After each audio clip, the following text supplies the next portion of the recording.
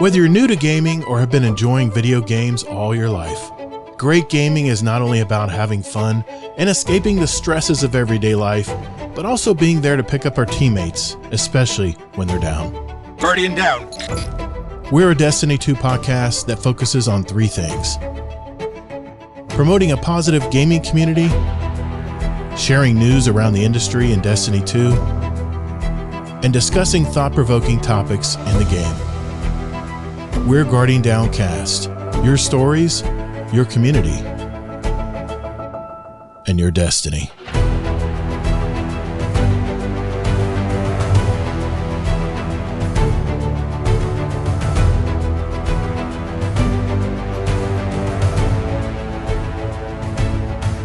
What's up, Guardian? Welcome to episode 315 of Guardian Downcast. I'm your host, ToddtheGatr. I'm a Day One Guardian who loves gaming, especially the Destiny franchise. We're the podcast that's all about your stories, your community, and your destiny.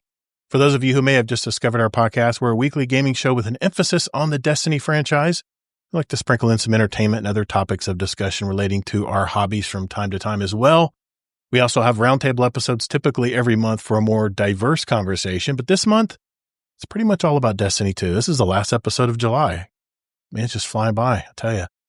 For those of you listening right now on the podcast platforms out there and want to check out our live shows like Scarlett did tonight in our chat, you can go to ToddtheGatr. It's ToddtheGatr on YouTube and Twitch. And like I said, I post the live shows as well in our Discord community if you want to listen, like a lot of folks are tonight in our Discord. You may not see all the fancy overlays and stuff in our Discord, but you get to hear us maybe while you're playing some Destiny 2 and grinding out some power. So thank you, everyone, for showing up tonight.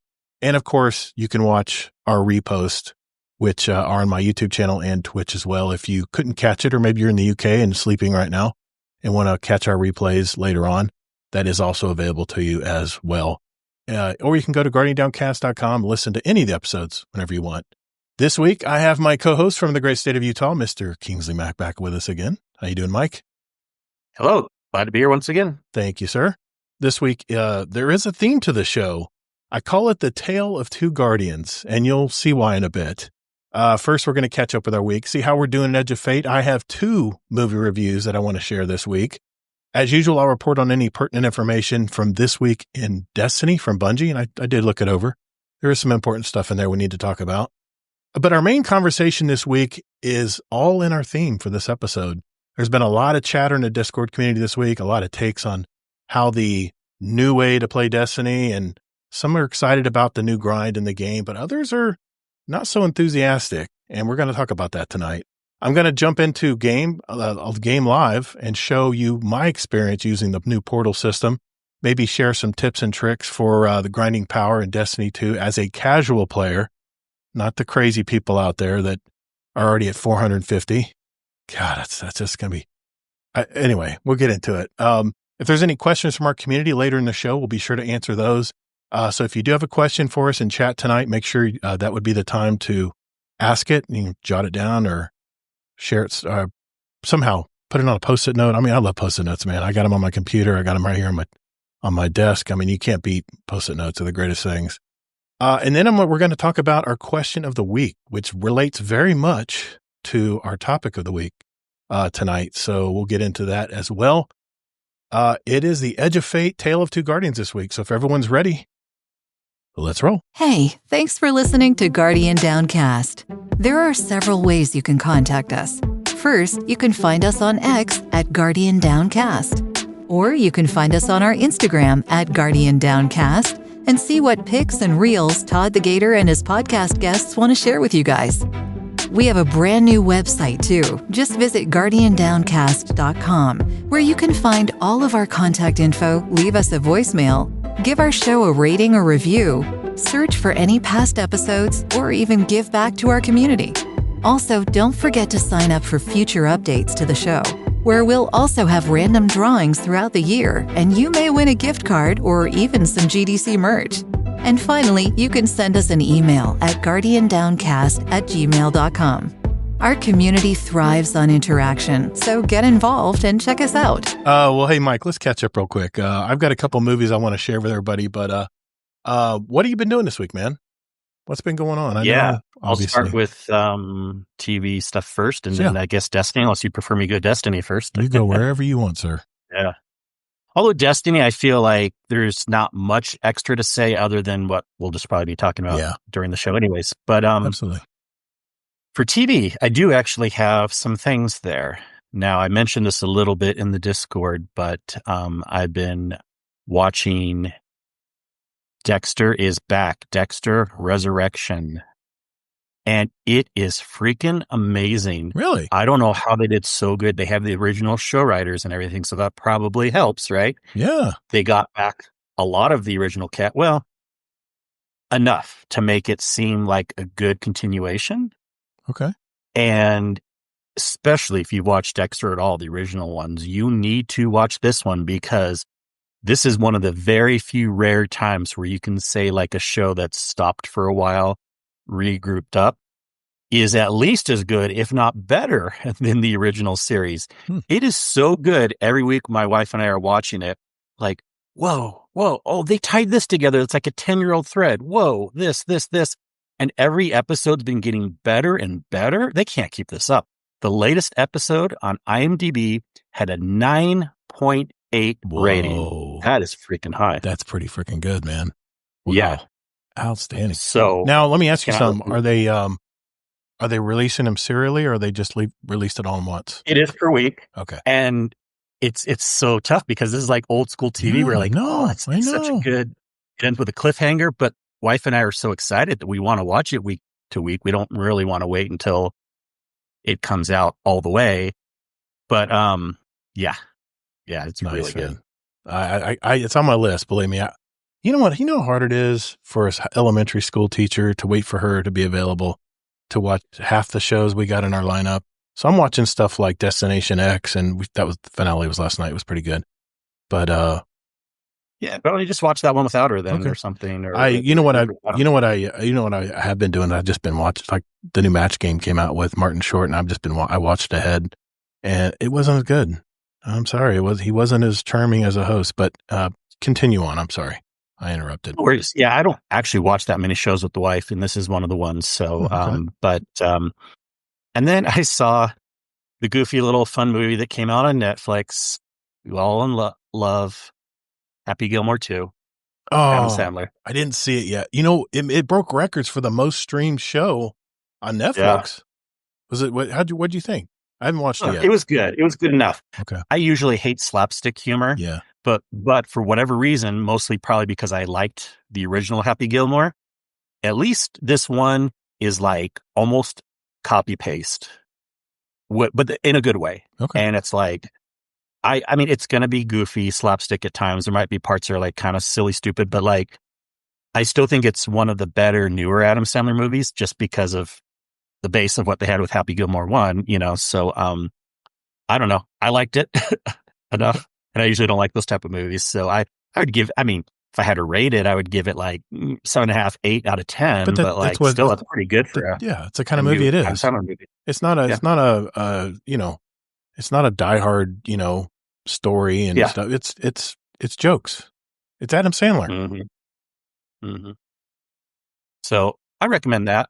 Good. And that's about it for entertainment. And then gaming, nothing too notable. So if anything comes up in our conversations, I'll just talk about what I'm doing there. Why don't we do this, Kingsley? The new Arms Week is out this week. Why don't we talk about that after I catch everything up? I'll talk about my entertainment stuff, and then we'll jump into Arms Week because there's been a little confusion with it this week for me too, and we'll clear that up as well. My wife and I saw 2 movies at the theater last week using my AMC Stubs A-List membership, of course. 4 movies a week now, I can see. I saw the latest movie from Kevin Feige, Fantastic Four: First Steps. I saw actually last night in the Dolby Theater, the rumble seats, all that good stuff. I must admit, movie moved a little slow at first, but man, it cranked up nicely by the end. I don't want to spoil anything because it just came out. But this movie got really great ratings from Rotten Tomatoes, 86% certified fresh from critics and 92% from the audience. So it had a really good showing. I must admit, I didn't have much expectations from a Marvel movie, as most have not really impressed me as of late. Deadpool and Wolverine, of course, being the exception. I laughed my ass off on that one. And, of course, the latest Superman, which is DC. It's not Marvel, but it was a very good rendition of Superman. But Marvel has been missing the mark with me post Thanos snap, so to speak. And we have a question in our Discord tonight that we'll answer about the Marvel stuff going on. The movie was a nice surprise. I love the casting and the characters gelled nicely. The writing was much improved, more natural, and I thought it was a pretty good movie. I'm a little tough on superhero movies these days, so take that into consideration with my score. But I give this one 3.5 stars. It was just a solid, good movie. It's worth the watch, especially if you can experience an IMAX or the Dolby Theater. It's a little under what the audience score was on Rotten Tomatoes, but I'm really tough on Marvel movies. Did I mention that enough? Anyway. The second movie I watched is more of a rom-com called The Materialist. My wife and I wanted to see this one. And yeah, I was curious about that one. Yeah, she wanted to see it more than I did, I must admit, but it was for me probably more enthralling than Fantastic Four. I know that's sacrilege saying that, but it was less over the top, obviously, no CGI and all that fancy stuff, and we didn't watch it in a Dolby Theater, but this movie was all about a professional matchmaker played by Dakota Johnson. The scene is the luxurious dating culture in New York City, so place yourself there where you're a 20-something trying to find a future husband or wife, and the unrealistic expectations they demand from this matchmaker. There's a lesson to be learned and realized by the end of the movie, but I found it to be very smart, very charming movie, a literal deconstruction of the typical rom-com that we're all used to these days. I really enjoyed this one, and it got a full 4 stars from me. Very good movie. Definitely don't want to miss this one when it comes out on the streaming platforms. I don't think it's at the theater anymore. If it is, it's on one of the smaller theaters out there. But yeah, definitely check that one out. The official Saint X just joined the Discord the other day. Wanted to thank you, Todd, for recommending The Pit a few weeks ago. The fiance and I binged the whole season. Can't wait for more. Man, that's the best medical drama I've seen in a long time. I'm watching Doc right now on Hulu. It's about a female doctor who bumps her head in an accident and can't remember the last 8 years of her life, where she got divorced, was a total dick to everybody in the hospital. She was chief of medicine. Now she's back to an intern. I'm not all the way caught. I mean, the season's already over, but I'm kind of mid-season on that one. I'll let you guys know how that one turns out. But Doc is another one if you like medical type drama stuff. There's Saint. It's on Hulu. So let's see. The next movie on the agenda, and we're going to see it Wednesday. I wanted to see it this weekend, but my wife and I are finalizing things with my mother-in-law, getting her moved out of her apartment. And you don't realize how much junk you accumulate through your life until you try to clean someone else's apartment out. And this is our 3rd week cleaning that place out. So we just don't know where to put stuff. We've been listing stuff for sale, and furniture is really tough to move. Man, if you're a young homeowner out there, look at the damn Facebook marketplace. There are so many good. I mean, we have a bedroom set right now. It is solid furniture. It's solid heavy too, but it is solid. No particle board. It's a really good quality stuff. A whole bedroom set with a huge dresser and a whole bed frame, everything. And we can't get anybody to touch it. So it's just nuts, man. I digress. Anyway. Can I just say, holy shit, the new season of South Park I saw last week was bananas. Did you get the chance to see it, Kingsley? No. Oh my God. I considered just watching the first episode, but I've never even finished all the original. I still have like 5 or 6 seasons to be caught up. So I'll probably get to it eventually. Dude, it is the most over the top South Park I've ever. I mean, they took the gloves off on this one, man. And I'm not going to spoil anything, but did you know that Trey and Matt Parker got a 5-year deal, 50 episode, $1.5 billion deal from Paramount for the next 5 years of South Parks. And of course, they canceled the highest rated Late Show with Stephen Colbert, for losing $40 million a year, in quotes. No impact from anybody else, approving Paramount mergers or anything like that. But so which is it, Paramount? Anyway, that's my only political statement for tonight. I did watch. I am planning on watching the next Happy Gilmore. On South Park, yes. The thing that I like is they're very fair about roasting everyone. And of course, what they're roasting now is current events, but they even had an episode back in the day that roasted my former religion, the Mormon Church. And of course, a lot of people that would still be in it and watch that probably would be pissed. Yeah. But I don't know. I appreciate, because, I'm a very fair person. I appreciate people that are fair in their roasting, no matter what side you're on, no matter if you're religious or not. They've even roasted like atheist stuff before too. So like, I just love their humor. It's really good. Oh, I love that the fact that they're not apologetic. I mean, they took like 2 years off because I guess they wanted not for everyone. They wanted their creative freedom. And man, like I said, they've roasted both sides. They've roasted left and right, like you mentioned, but they definitely aim for someone else this time around. Non-religious, everything, dude. Nothing is off the table for them. And maybe we need more of that out there in these days. Everything seems so freaking dictated these days. It's freaking boring. Murderbot, watching that. I'm almost done with that. MasterChef, we're getting through that as well. Finally watched the last episode, the finale of the Harry Dean Stanton, his Europe board game, so to speak, called Destination X. That's a good one to check out. I thought it was pretty ingenious how they put it all together. So if you like reality shows, that's one definitely to watch. The whole season's out now, so you could probably watch it on Hulu all you want. Some movies on my radar.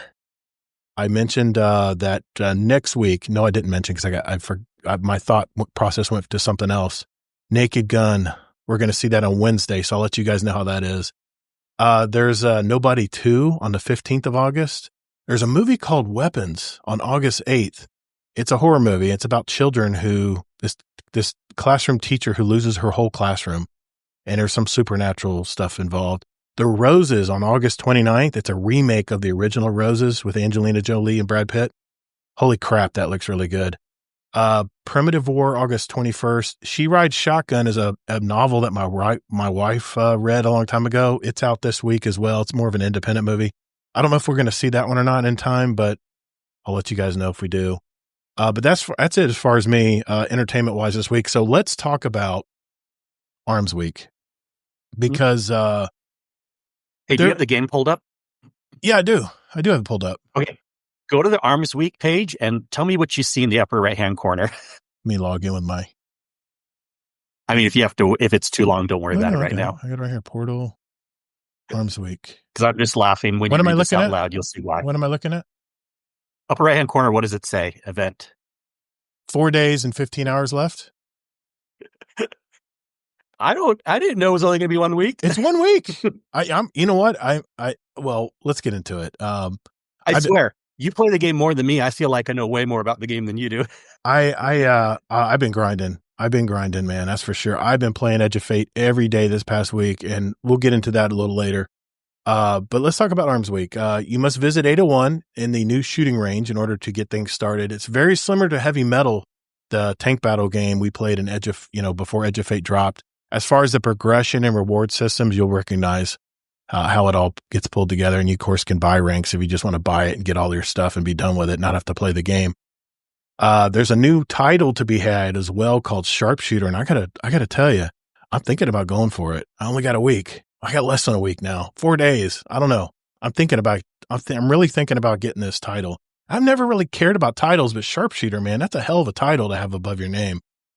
You got to complete several triumphs and also unlock a row of secret triumphs, which I haven't unlocked yet, in order to complete it. I have to say, Kingsley, I really love this format for Arms Week, man. They've been talking about it. The secret triumphs, that's for gilding for next time around. If you look at the lower left, it says 4 total. So when I get those 4 done, so much more. No. So when I get those 4 done, hold on, I'm going to just look at it here real quick. Look at the title screen. And the lower left, title progress, it'll say something out of 4. 1 of 4. Holy crap. So I'm definitely getting it. Because I've already got one complete. Also, on the second page, those little extra dots mean they're gilded triumphs. And so that's what, yeah. JD Kent, I've already gilded the title. Holy crap, JD Kent. I saw the hours if you want, but you don't have, yeah. I saw you touching grass. I saw you mocking me in last week's, in the Discord last week, touching grass. Holy crap, man. Good for you, man. Killing it, man. You're killing it power-wise out there. I think I pulled up power progression in the Charlemagne bot in our Discord, and I think JD Kent, you're up there. I don't think anyway. I know you're up there, but there's some heavy gamers heavy duty gamers in our Discord, man. I was like 153rd. It was like, thought I was making good progress. But anyway, Amazing Taco King, amazing. Man, I'm looking forward to going to see Naked Gun. I loved all the originals as well, man. I'll definitely be seeing that. Yeah, it's getting really good early reviews. It's gotten really good reviews. And, I actually saw a preview for it was like a PSA. They formed it into like a PSA where he's, sitting there and talking about how we need to save comedy movies more. And there's not any comedy movies in the theaters anymore. And we need to try to save the comedy movies out there. And they had a whole big like campaign. It was really cool. But back to Arms Week. I have to say, man, I love this format. They've been talking about it forever. I mean, this week's weapon type is hand cannons, and I'm not a big hand cannon user. There's a spread shot hand cannon called Phonutria Fera that she will give you on each character, by the way, at the very start. You don't do anything. You just get it. It's random rolled, so you got 3 shots. It's a slow firing 100 RPM weapon. It fires a short range spread of pellets, kind of like a shotgun. It's a shotgun basically. In fact, if you look at the reticle, you'll see the pattern that it fires. I have over 100 kills on mine so far. I've got 3 of them overall, but I settled on an enhanced incandescent and proximity power enhanced, which is when enemies are nearby, final blows grant an improved amount of bonus melee stat. There's only so many new modifiers now. That's the roll I'm even using. I must admit, it hits hard, and I love seeing heads exploding. So, I've been using it obviously to get all the bounties and the triumphs done to get the sharpshooter, thing done. Next, you follow another set of missions that will, the first thing you have to do, you have to complete 3 general hand cannon bounties. You'll be able to collect a new currency called combat telemetry, which you can buy, which will let you buy other popular hand cannons. They have like a workshop at the bottom where you can actually buy popular hand cannons from past seasons. Among other things, you can turn in your, these Arms Week Ingrams for random rolled weapons as well, either at the Cryptarch, or you can do it right there and get higher level stuff with 801 and the shooting range. Once you complete the 3 general hand cannon bounties, though, and collect that combat telemetry, you'll follow another set of missions that will unlock exotic weapon mods. These mods are temporary, and I think they only last the event, right? For the week. Only for the week, unfortunately. That sucks. They're a lot of fun to use, though. I've been using the chaotic munitions one. I already got all what I needed to get done for the, I think it's called volatile rounds or something like that. Fragmentation rounds. Yes, thank you. Those are pretty good, too. And there's another one called Cowboy Grip, I guess, where you can hip fire the weapon, get a little more better stuff with it. Once you do that, and you get all these mods. And now, by the way, while I was playing my Portal activities, there were other mods that were dropping as well that were timed. They had a little timer on them, so I'm guessing that only lasts the week as well. I haven't used them yet. But I had those dropping while playing Portal activities. So just to let you know. That wouldn't be part of the Arms Week. That'd be something else. Okay. Good to know. There's only 3 for the Arms Week. Okay, perfect. I'm getting some other mods that are dropping while I'm playing. There's seasonal mods, remember? Maybe that's what it is. Yeah. Anyway, these mods make many more explosions. They leave random drops upon kills. You're wrong. Among other mods that'll periodically drop, like I said, when you're playing activities. The main way to progress the reward track is only completing the daily and weekly bounties from 801. And I was like, this is bullshit. This is going to take forever, man, to get this reward track in 1 week. You'd have to play every bounty every week and even roll a few more and play them again. Maybe even use all 3 characters. But they did. I wanted to show that they wanted to complain before. I wanted to set it up. But anyway, Destiny 2 team tweeted out they've resolved an issue where XP for the Arms Week event was not being granted upon activity completion in the portal. Man, I hate that they can't go back and revert all the activities that I played to get all this stuff, but they'll now be able to progress through the Arms Week event reward track by completing activities in the portal as intended, in addition to completing the daily and weekly challenges. So thank God. Man, that was brutal. I was thinking to myself, I gotta have to do a ton of these bounties. I even used my flip coin and after I finished one, I would flip it and do it again. But it's been I was gonna say, man, if that's the only way to rank up, it's gonna be a long week. I ain't got that much time. Anyway. Well, it's still the best way though, because I did some since they fixed it earlier today. Yeah. And even just a daily one basically moved me like it was like 1.5 slots. So they give you a lot now, even these things. So yeah. Amazing talk. I'm convinced JD Kent gets paid to play now. God, man, I wish I got paid to play. That would be my first job. That would definitely be my first job. He's at 405. Okay, you're at 405. I got you, man. I got to roll with Constrictor Barrel and 1-2 Punch. That is pretty great on my Solar Warlock, and the new exotic everything burns and blows up night. Yeah, I'm telling you, the mods, they're not holding back. What's up, Hoosier Guardian? Thanks for being a member, brother. I see that. Thanks for being a member on my Twitch account. Thank you, sir. But what do you think, Mike? What do you think of this new format of game, man? I mean, I'm having fun, man. Even I hate hand cannons, but I'm having fun. Yeah. Using them. So it's a huge shame that this is only for 1 week and only once for this update. Now, hopefully Bungie will add it more than once in future updates, but right now the plan is only once per update. There's 4 updates per year, so we're only going to hit 4 times a year. 4 times a year? I really think they'll add it more, but right now we're only getting it once until Ash and Iron, and then there'll be another time we get it. Yeah. But it's a shame because this is one of the very few things that, since it's a new thing, that actually gets me a little excited to play because it's something new. Yeah. And how they're doing this is a million times better than how it was in Destiny 1. And I like how it's a whole class. So it's hand cannons.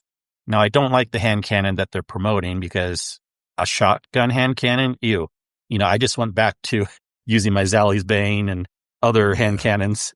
Yeah. Even the Agape from the Ink Destination's way better than I think. Of course, this shotgun hand cannon is good in PvP, but I don't like it for PvE at all. Yeah. But it's been fun. I've been doing the things. Another thing that is really kind of interesting and exciting about this is they kind of slid in. Now, forgive me, I usually am very observant about this stuff, but did they tell us that they were also going to slide in a new trace rifle? I didn't. It has nothing to do with hand. I already got one, but I'm. But did they tell us? No, I don't remember. I don't remember them telling us. Thank goodness, man. Would you have to tell us everything? Come on, can't we be surprised? Well, of course, but the thing that's really interesting is like this is kind of a cool surprise because it's supposed to be focused on hand cannons. Oh, and okay, Scarlett says they did tell us in the Twid last week. Yeah, but regardless, I mean, probably because I wasn't paying attention, I like this more than I thought I would. Okay. Funny enough, the ribbon tail trace rifle that's the star of the show for me. Okay. And I already got a tier 3 version of it. Nice. And I can do threat detector or proximity power, and I can do surrounded or detonator beams. So I got some good rolls on it. Nice. PvE. And it's a strand trace rifle. And I've been looking for, because there's so many weapons I have in my second slot and usually in my second slot, I'll be doing something primary, like either Devil's Ruin or a hand cannon like Zally's Bane. I mean, or maybe even like third iteration, something with primary ammo. So I've been looking for something with special ammo in the first slot, and there's very rare because you can only get strand or stasis. Right. So trace rifle strand, there you go, perfect. Makes I've sense. been kind of putting it into my loadout, and it's a lot of fun. I picked up the Warden's Law because I love the heavy shot, the 2-burst hand cannons, and I hated playing Nightfalls because I couldn't do them solo. And the Grandmasters, I didn't have the power to do it. But I got the Warden's Law. I got one with Zen Moment Demolitionist, and I'm just fine with that. And I'm using that mainly to get a lot of my kills because I can put the that new mod on it, the chaotic munitions is what I'm doing now. Trying to finish the Triumph. Fragmentation rounds or something else? Yeah. No, I've got 100% final blows with fragmentation rounds. I got to get 100% with final blows with cowboy grip, and I'm about 70% done with my chaotic munitions. And also, but forget your homework. Which one do you like the best? I like chaotic munitions. I've been picking up. You do? I'm picking up like the void balls you get from that one. What do they call it? It was not a line. It was a line rifle. Yeah, it was a line rifle. That you could pick it up and actually slam it on things. The little, I can't remember what it's called. Chat, help me out. But it drops all kinds of stuff. Even ammo, it'll drop heavy ammo every now and then. It's not a lot of heavy ammo, but in a little cube of it. I'm liking it. Yeah. I'm liking it. No, that's fair. I've been liking fragmentation rounds the best so far just because I'd rather have something consistent than random, like chaotic munitions. But I got to ask you. But yeah, it's just a shame. Yeah. And then you can ask me, but yeah, it's just a shame that this is only for 1 week and it's such a good event and we need more. Bungie, this is my Bungie, please bring it back more often. How many times did you kill something and blow yourself up with the fragmentation rounds? I did it so many times, man, because I was trying to rush through the portal activities. I'd kill something and it would blow up with all those balls and I'd run right into it and die. Trace rifle. Thank you. Amazing Taco King. It's, God, man, I really, Bungie. Yes. My turn for Bungie, please. Bungie, please. How about a pulse rifle one next? And let's do it in 2 weeks, 3 weeks. Let's do it like Iron Banner. You'll have a rotating of Iron Banner coming in once a month or twice a month. Have that Arms Week come in, once a month at least. As I'm loving this activity, man. And I'm thinking I'm getting a little bored playing Conflux a million times in the portal. And this just gives me other stuff to work towards. And, like I said, I'm going to get into that later because I want to show everybody kind of how I'm doing it. And I'm certainly not 405. I'm far from 405, but, I'm a casual player. I've already told you, I had to turn in my hardcore player card. I'm more of a casual player now because I'm doing content and whatever. But I'm really enjoying this. This is a win in my book for Bungie. So I'm guessing you're liking it as well, from what I can hear, Kingsley. Yeah. Like I said, I liked it more than I thought I would. It's something new that's pretty good. It's not perfect, but it's pretty darn good. And again, what I need is like new things to keep me interested in the game. With some slight chores, I'll do some slight chores if the content give me the is reward. New. And I guess I know this isn't necessarily going into like a new activity, but it's still new content. And I'm actually slightly interested in the bar too. And now that they fixed the rep gaining, I can pass off the bar pretty easily. So for me, it's a win. What's going on, TN Laser? Tajo did mention that Cowboy Grip is really fun too, but he hates hip firing. I don't like hip firing either, man. I'm a Battlefield and Call of Duty player. I want to aim down sights. I'm not a Halo player. Fast ones, but maybe like Agape I would hip fire with. But if I'm doing like Zallies or something, I'm definitely not a hip fire. All right. Well, before we get into our topic, our main theme tonight, I figure let's check in with this week in Destiny.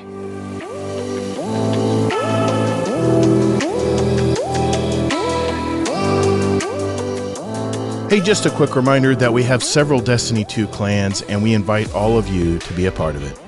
If you're looking for a home to share your Destiny experiences, now would be a great time to jump in and get to know some of these great gamers.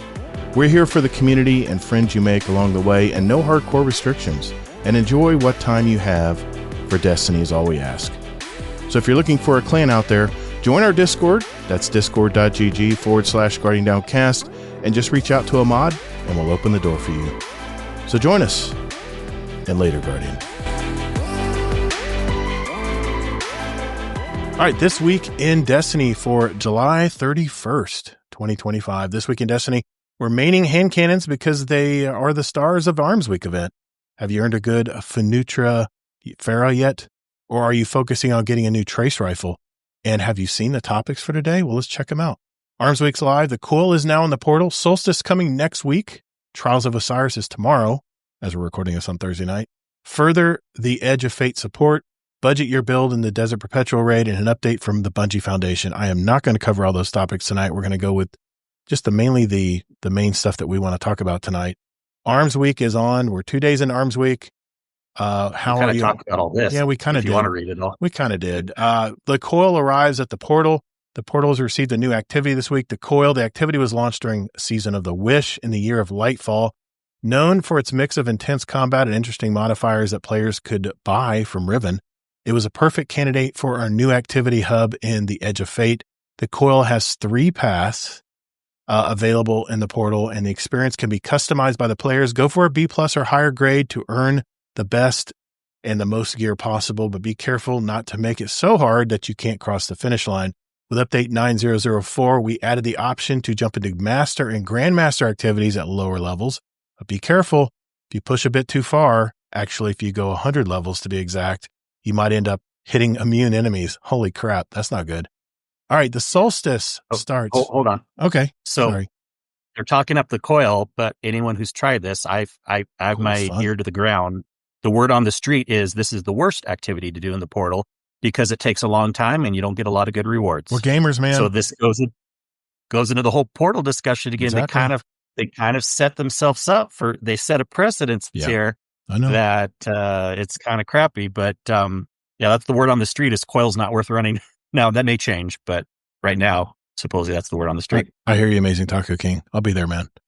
Okay, the coil. Well, I like playing it in Edge of Fate, but we'll just have to see, I guess. The solstice starts next week. I'm really looking forward to this. Arms Week was our first event of Edge of Fate, but the solstice is right around the corner. It's going to be the last 2 weeks. It's going to last for 2 weeks, and there are a few things changing compared to how we celebrated in the past. The goal of the event is to use the Solstice Forge to create a full set of armor and then make it glow, just like last year. Given that we have a new system of stats and armor in place with the Edge of Fate, it's probably a good moment to earn a few sets. I'm going to be there for it. But let's talk about what's changing. For starters, in lieu of Bonfire Bash activity this year, we are adding a plethora of modifiers to portal activities. These modifiers are inspired by solar energy, very fitting for the solstice theming. And you might recognize some of the effects if you have paid attention to the artifact in the past.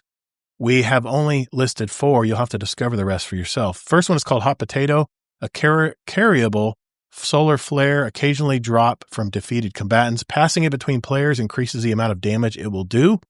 The second one is called Fired Up, dealing damage and final blows from solar sources raises a heat meter. Once full, your weapons will cause solar explosions.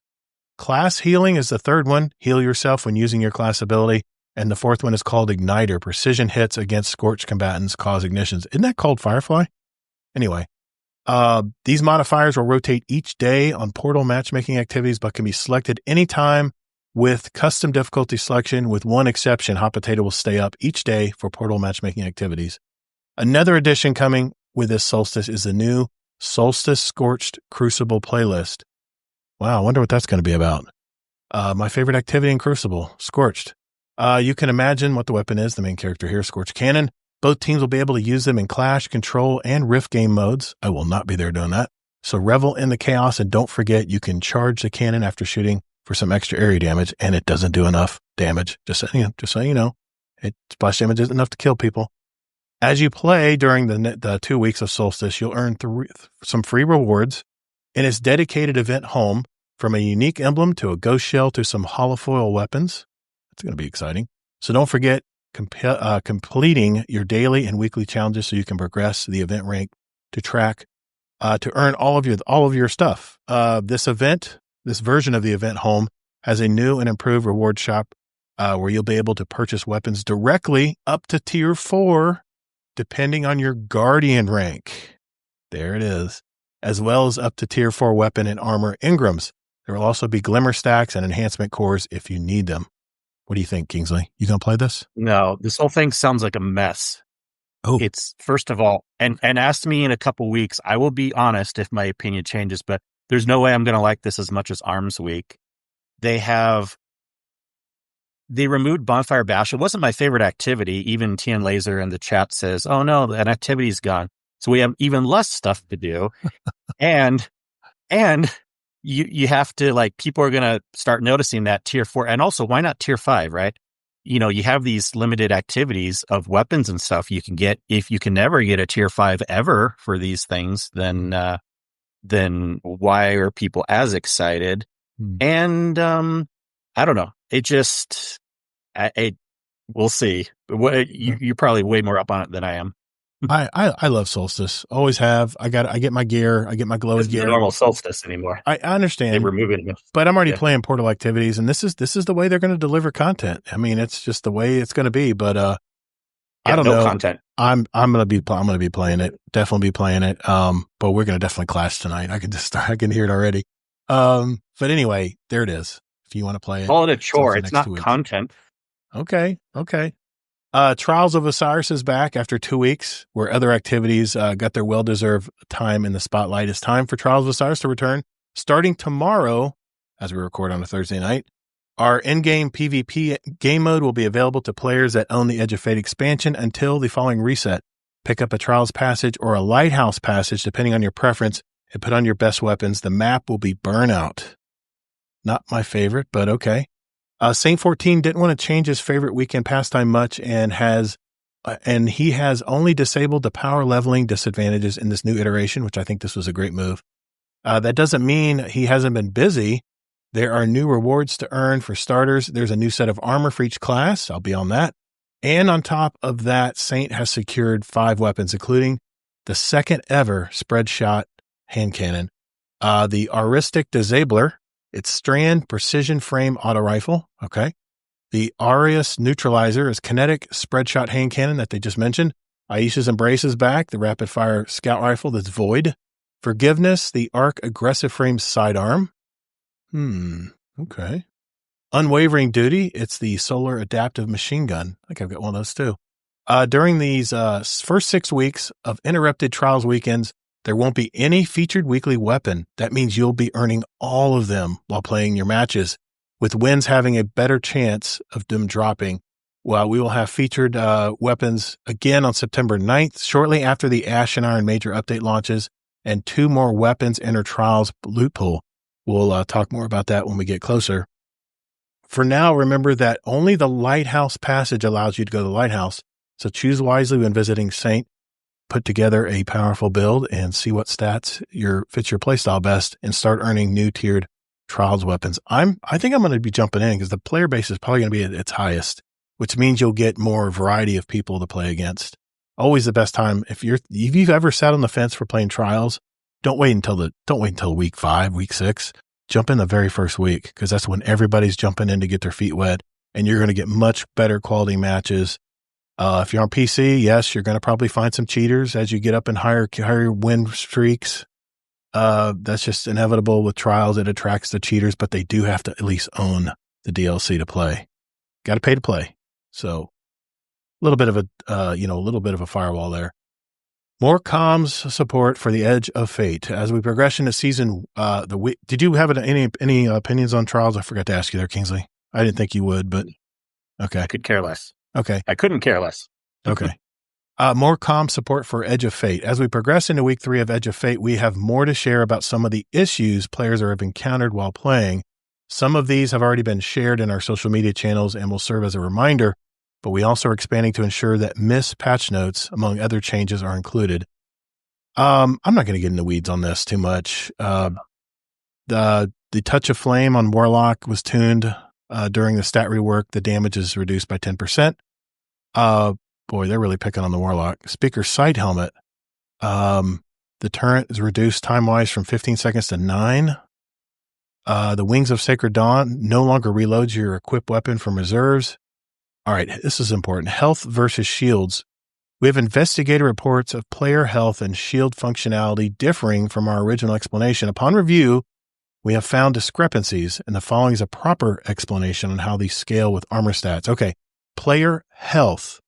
Player health stun, the time it takes the red part of the bar to start regenerating, is equivalent to 100 of the old recovery stat.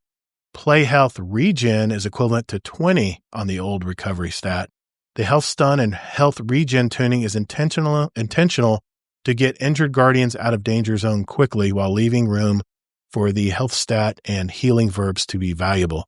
All right, now we're talking about player shields. Shield stun and shield regen is equivalent to 20 of the old recovery stat, while your health stat is below 100.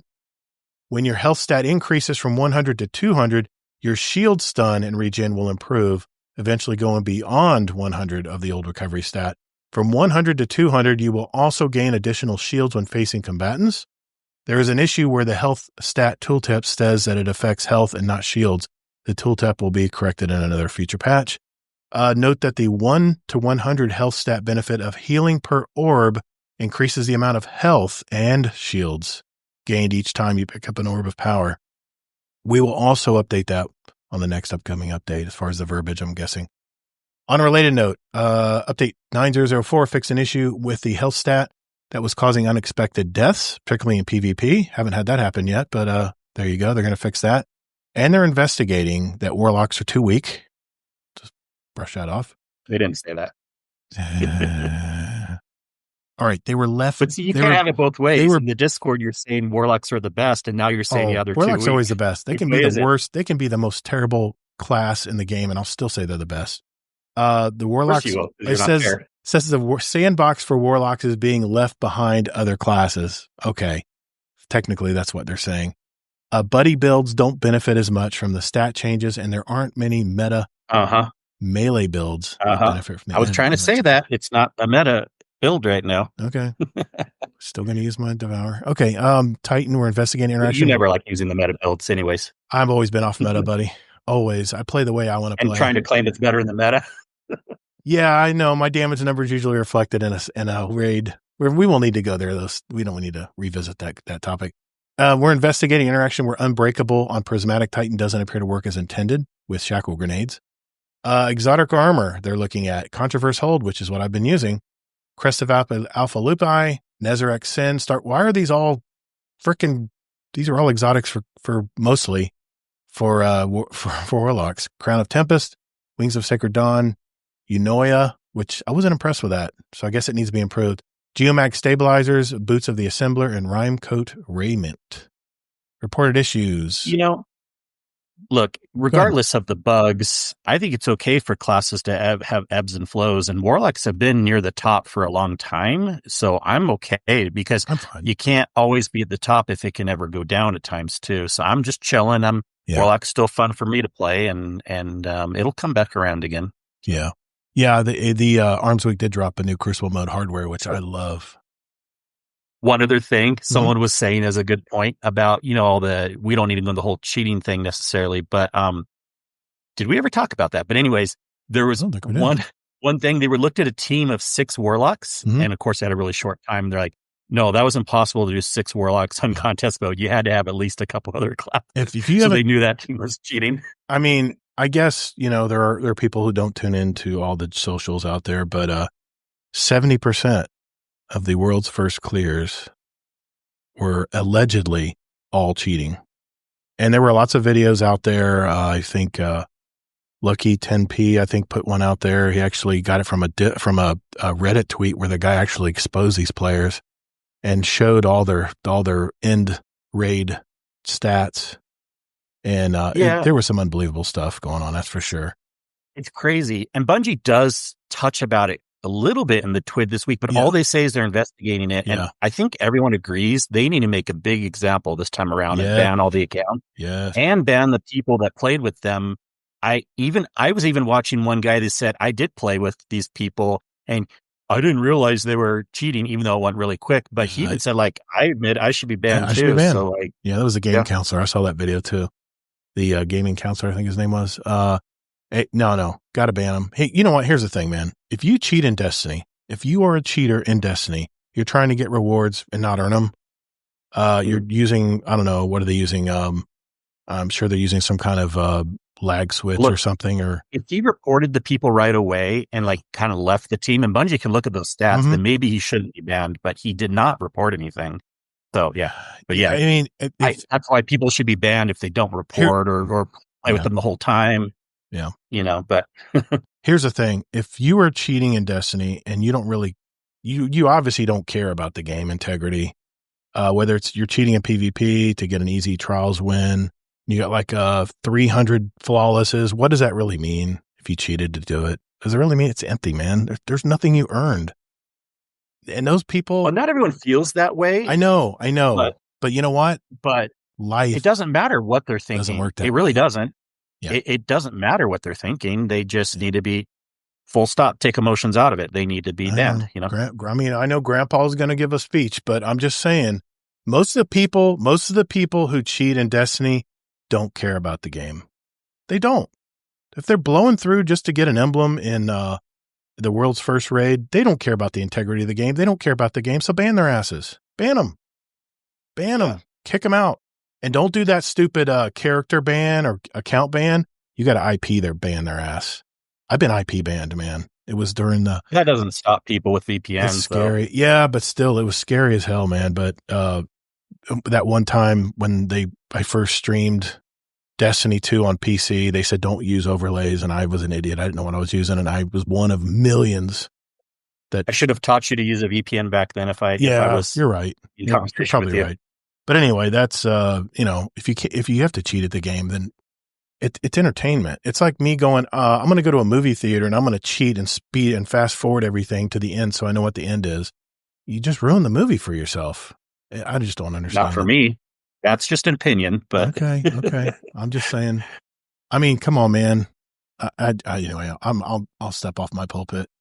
But the movie is not the exact analogy of the game. Yeah.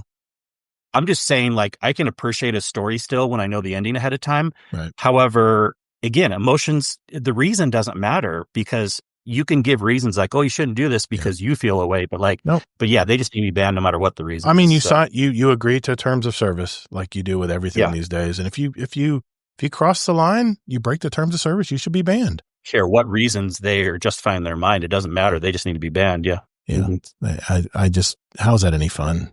Okay. I'm going to let it go.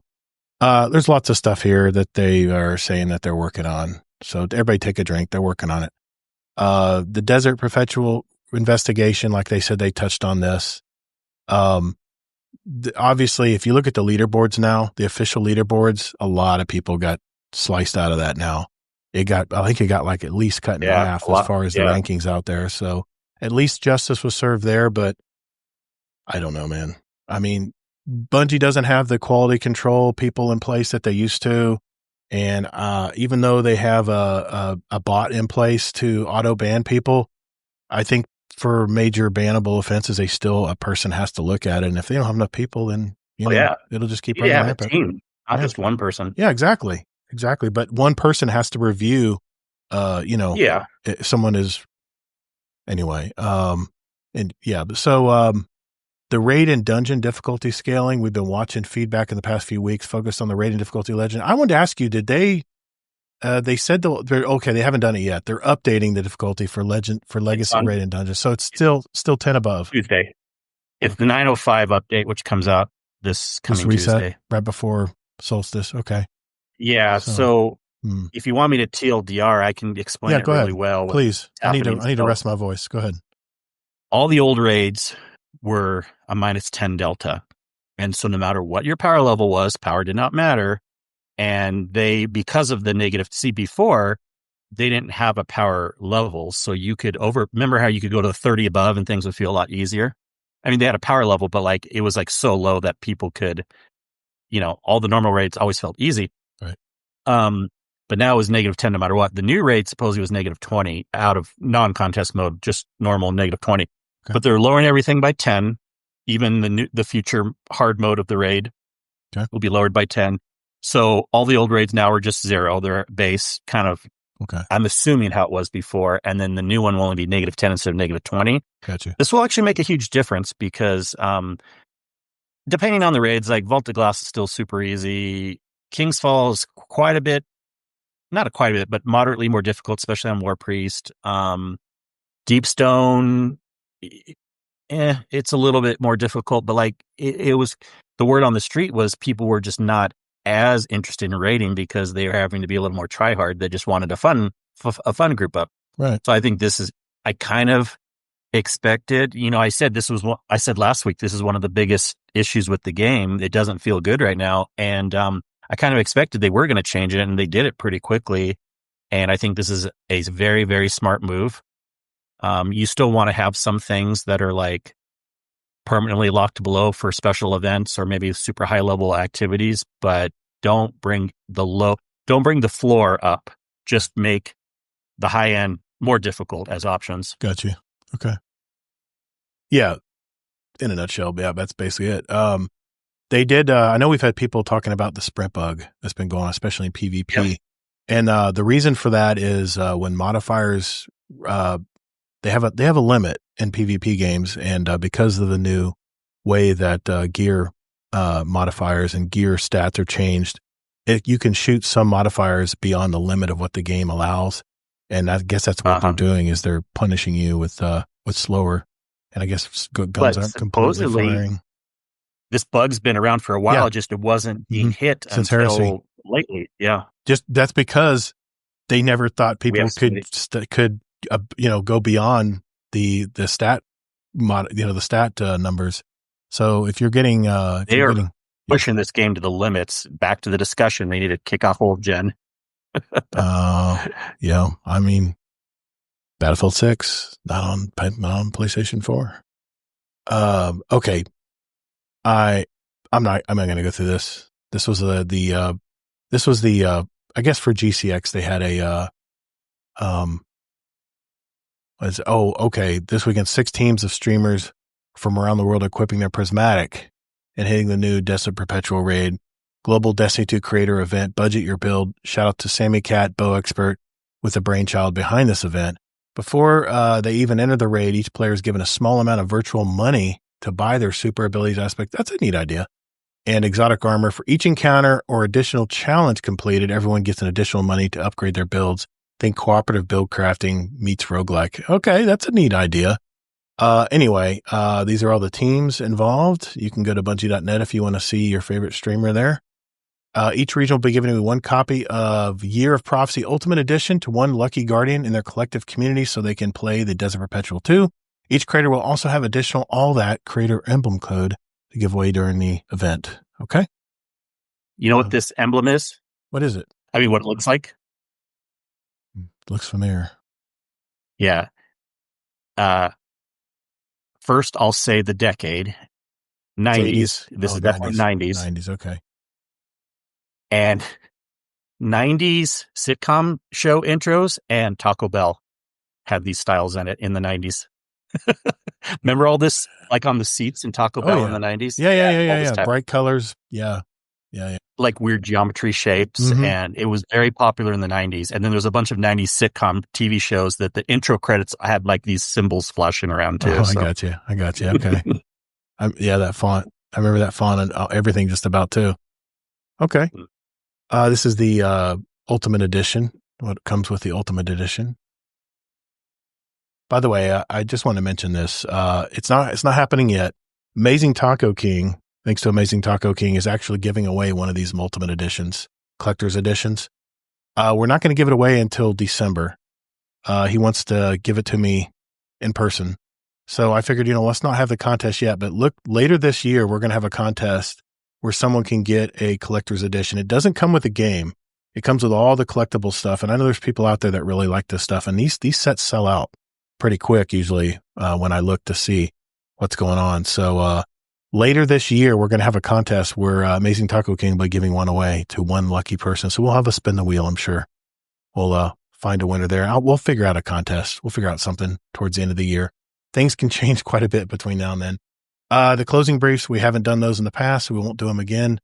Bungie rewards, Eyes Up Guardian or Weapon, as some weird entities have started to call you after the events of Edge of Fate. If you have completed the campaign, you have new and amazing Bungie rewards available for purchase in the Bungie store. Give them a look before they go away. Looks like one of those, what do they call those? Those 10 things you can hang on the wall, the plate. Well, plates. I don't think that's a display, is it? I have a display. But looks like a display. It looks 3D. Maybe it is. It's just an odd shape. Yeah. Looks like you got a poster there, a wall poster. It looks like, yeah. Or maybe maybe that's the displayed. Actually, sorry. Yeah, but the thing on the side, I'm guessing, is just a pin or something. But okay, I could be wrong. We'll have to look and see. Kepler pin there. Yeah. Okay. Good to know. Okay. The Bungie Found Up campaign wrap up, $1.486 million was raised. I helped donate. Thank you, Guardians out there. We always are very generous in our communities. That's what I love. One thing I love about it. Yeah. I really like the emblem. I have it on if anyone wants to check it out. I'll probably keep it on for a few weeks at least. So even if you're in this after the fact, but it was a little pricey to donate, but I figured it was going to charity. And I really like this emblem. That's good deal. Good deal. Player support report. Shit's broken. I'm not going to go through all this. We know we're having problems. I've been getting beat errors like crazy playing Portal activities on my PS5. I know that's probably a known issue out there, but I've been kicked out of a couple of Portal things. It's been driving me nuts. Some really cool art here from our Artist of the Week. We have a movie of the week as well. You can check that out on Bungie.net. And just like that, this twit is over. Hope you're earning lots of great hand cannon rolls from Arms Week and that you are wreaking havoc with the exclusive mods they can use for a limited time. We have Solstice in the coming weeks. I'm excited. With some interesting modifiers that benefit from solar weapons. How about that solar scout rifle from Iron Banner last season? I'll be using that. So that solar hand cannon might come in handy. Nah, solar scout rifle will. Hey, Ada, check this roll. All right, Destiny 2 community team. We say it every week, but thank you, Destiny community team, for communicating with us every week. You know, not a lot of games do that anymore. I don't know about you, but I played Call of Duty forever, decade, and we didn't get weekly ways that they communicated with us and what's going on in the game. So thank you, Destiny 2 community team. We appreciate you and everything you guys do for us. So that is the TWAB for July 31st. All right, let's get on to our topic of the week. Hey guys, my name is Hawk Slayer, and you're listening to Guardian Downcast.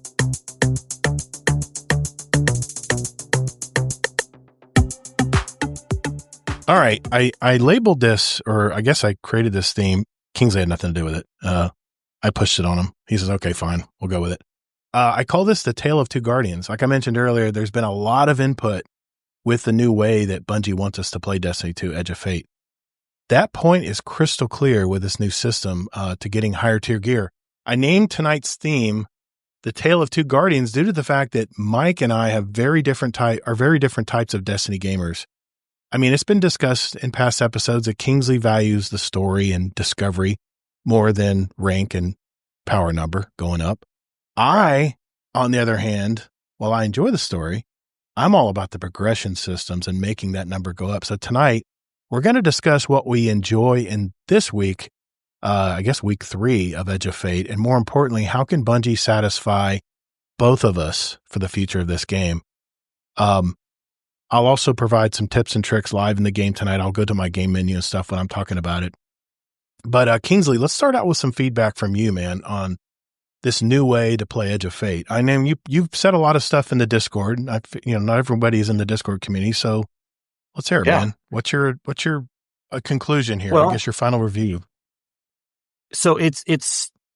I'll say it again in case people don't always know the details, but I'm sure some people have heard this a million times. But I appreciate stuff in a game that, like the actual content, activities, maps, worlds, story also, but the actual like visual world, like exploring around, I like even more than cutscene stories, but I like cutscene stories a lot also. I like things that change. I like being able to go into like areas and find new stuff. For example, one thing that's kept me a little more interested in coming, this is like really the only thing, is the new Arms Week stuff, and then also the data pads that are in the activities, like in solo ops, fire team ops, and stuff. Yep. Because that's something that's new. I can go. I have to hunt it down. I'm not even trying to look up where they are. I'll actually hunt it down. It's really cool too when you're with the team, like in fire team ops. Right. And I could tell these other two guys were looking for it too, and we still got it done in time. But we go into an arena, and I saw some Guardians going off to the right, and I'm going up. They're not going down the main tunnel. You clearly knew they were looking for something. For his pads. So one guy was going off to the right. I was going off to the left. It wasn't in this room. We go to the next room. We're like looking around, killing the ads in the meantime. Finally, I found it first this time, and then I did the obvious thing, which you're supposed to do. I kept shooting at it a few times to give them an indication, like, "Hey guys, there's something over here." Yeah. And then they collected it also. So little experiences like that where they add in collectibles, things that are changing, that there's new stuff. It comes back to like why I was kind of disappointed where Bungie said that solo ops were going to be way more variable and changing than they actually are. I'm not talking about modifiers. They said the actual activities would be more variable. Also Kepler, they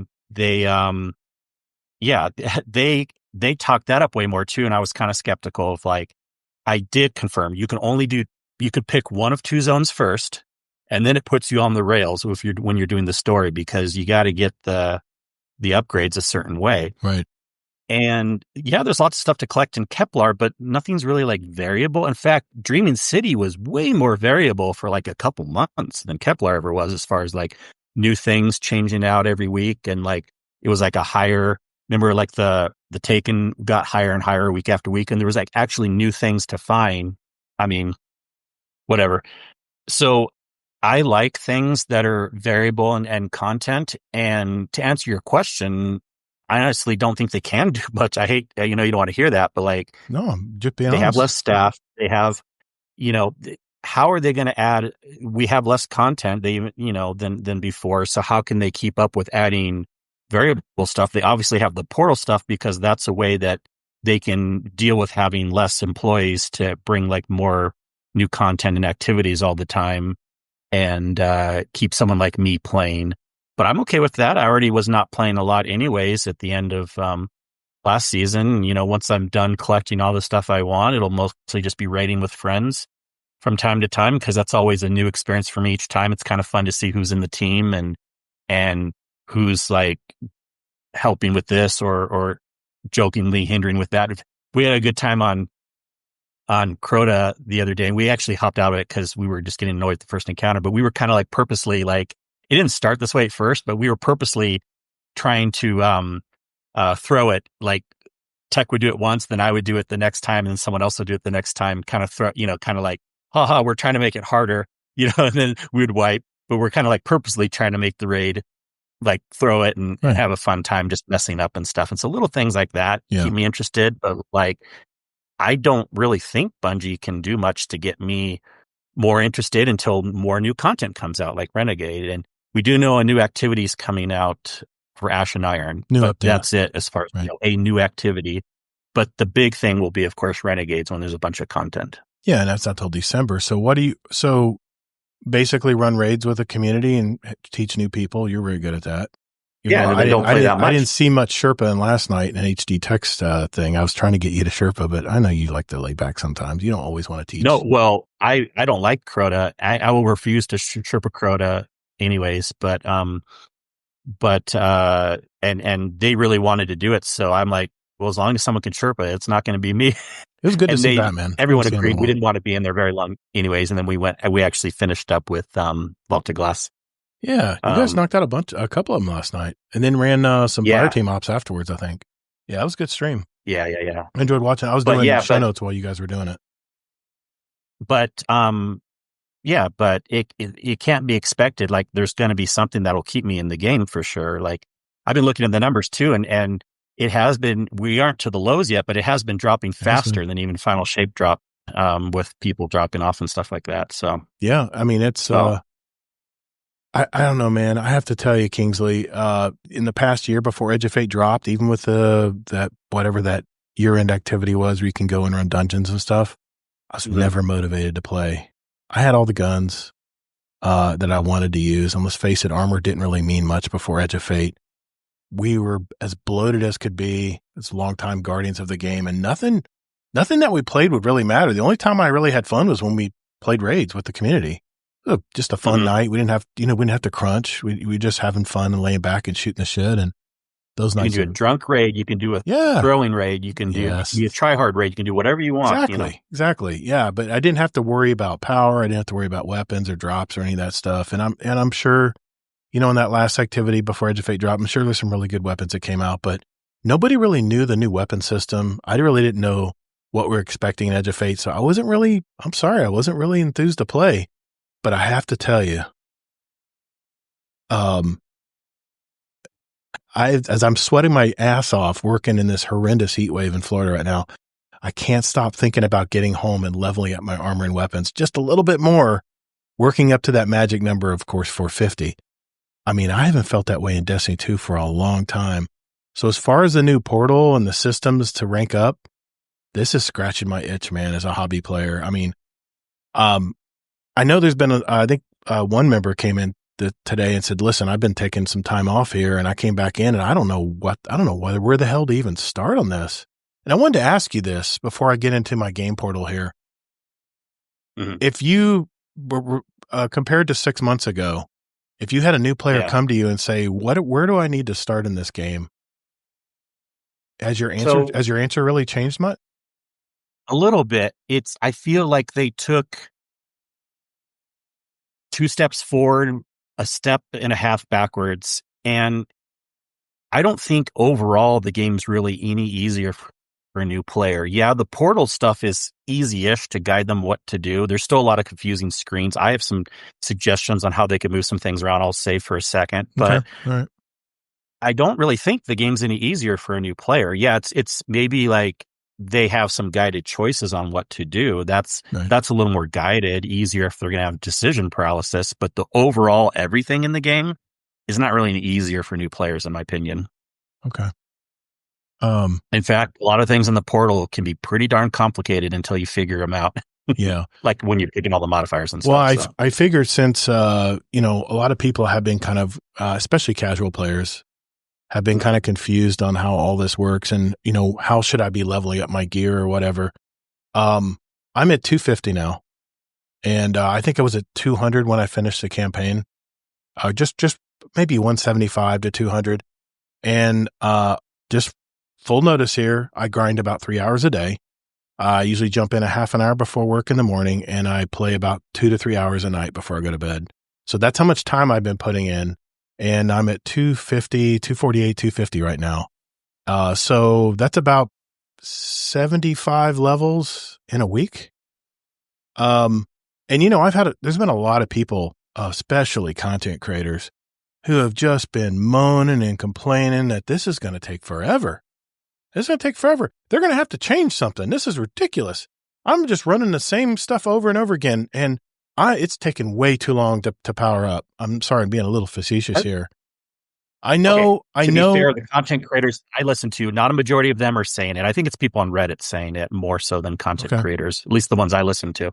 Well, the thing is we all know they want to rank up. They want to get that tier 4, tier 5 weapon so they can make a video and get 1 million views on it and make their money. I get it. No one wants to. They actually want it to go slow. Oh, because the slower it goes, the more they'll be doing that. If they're streaming, then yes.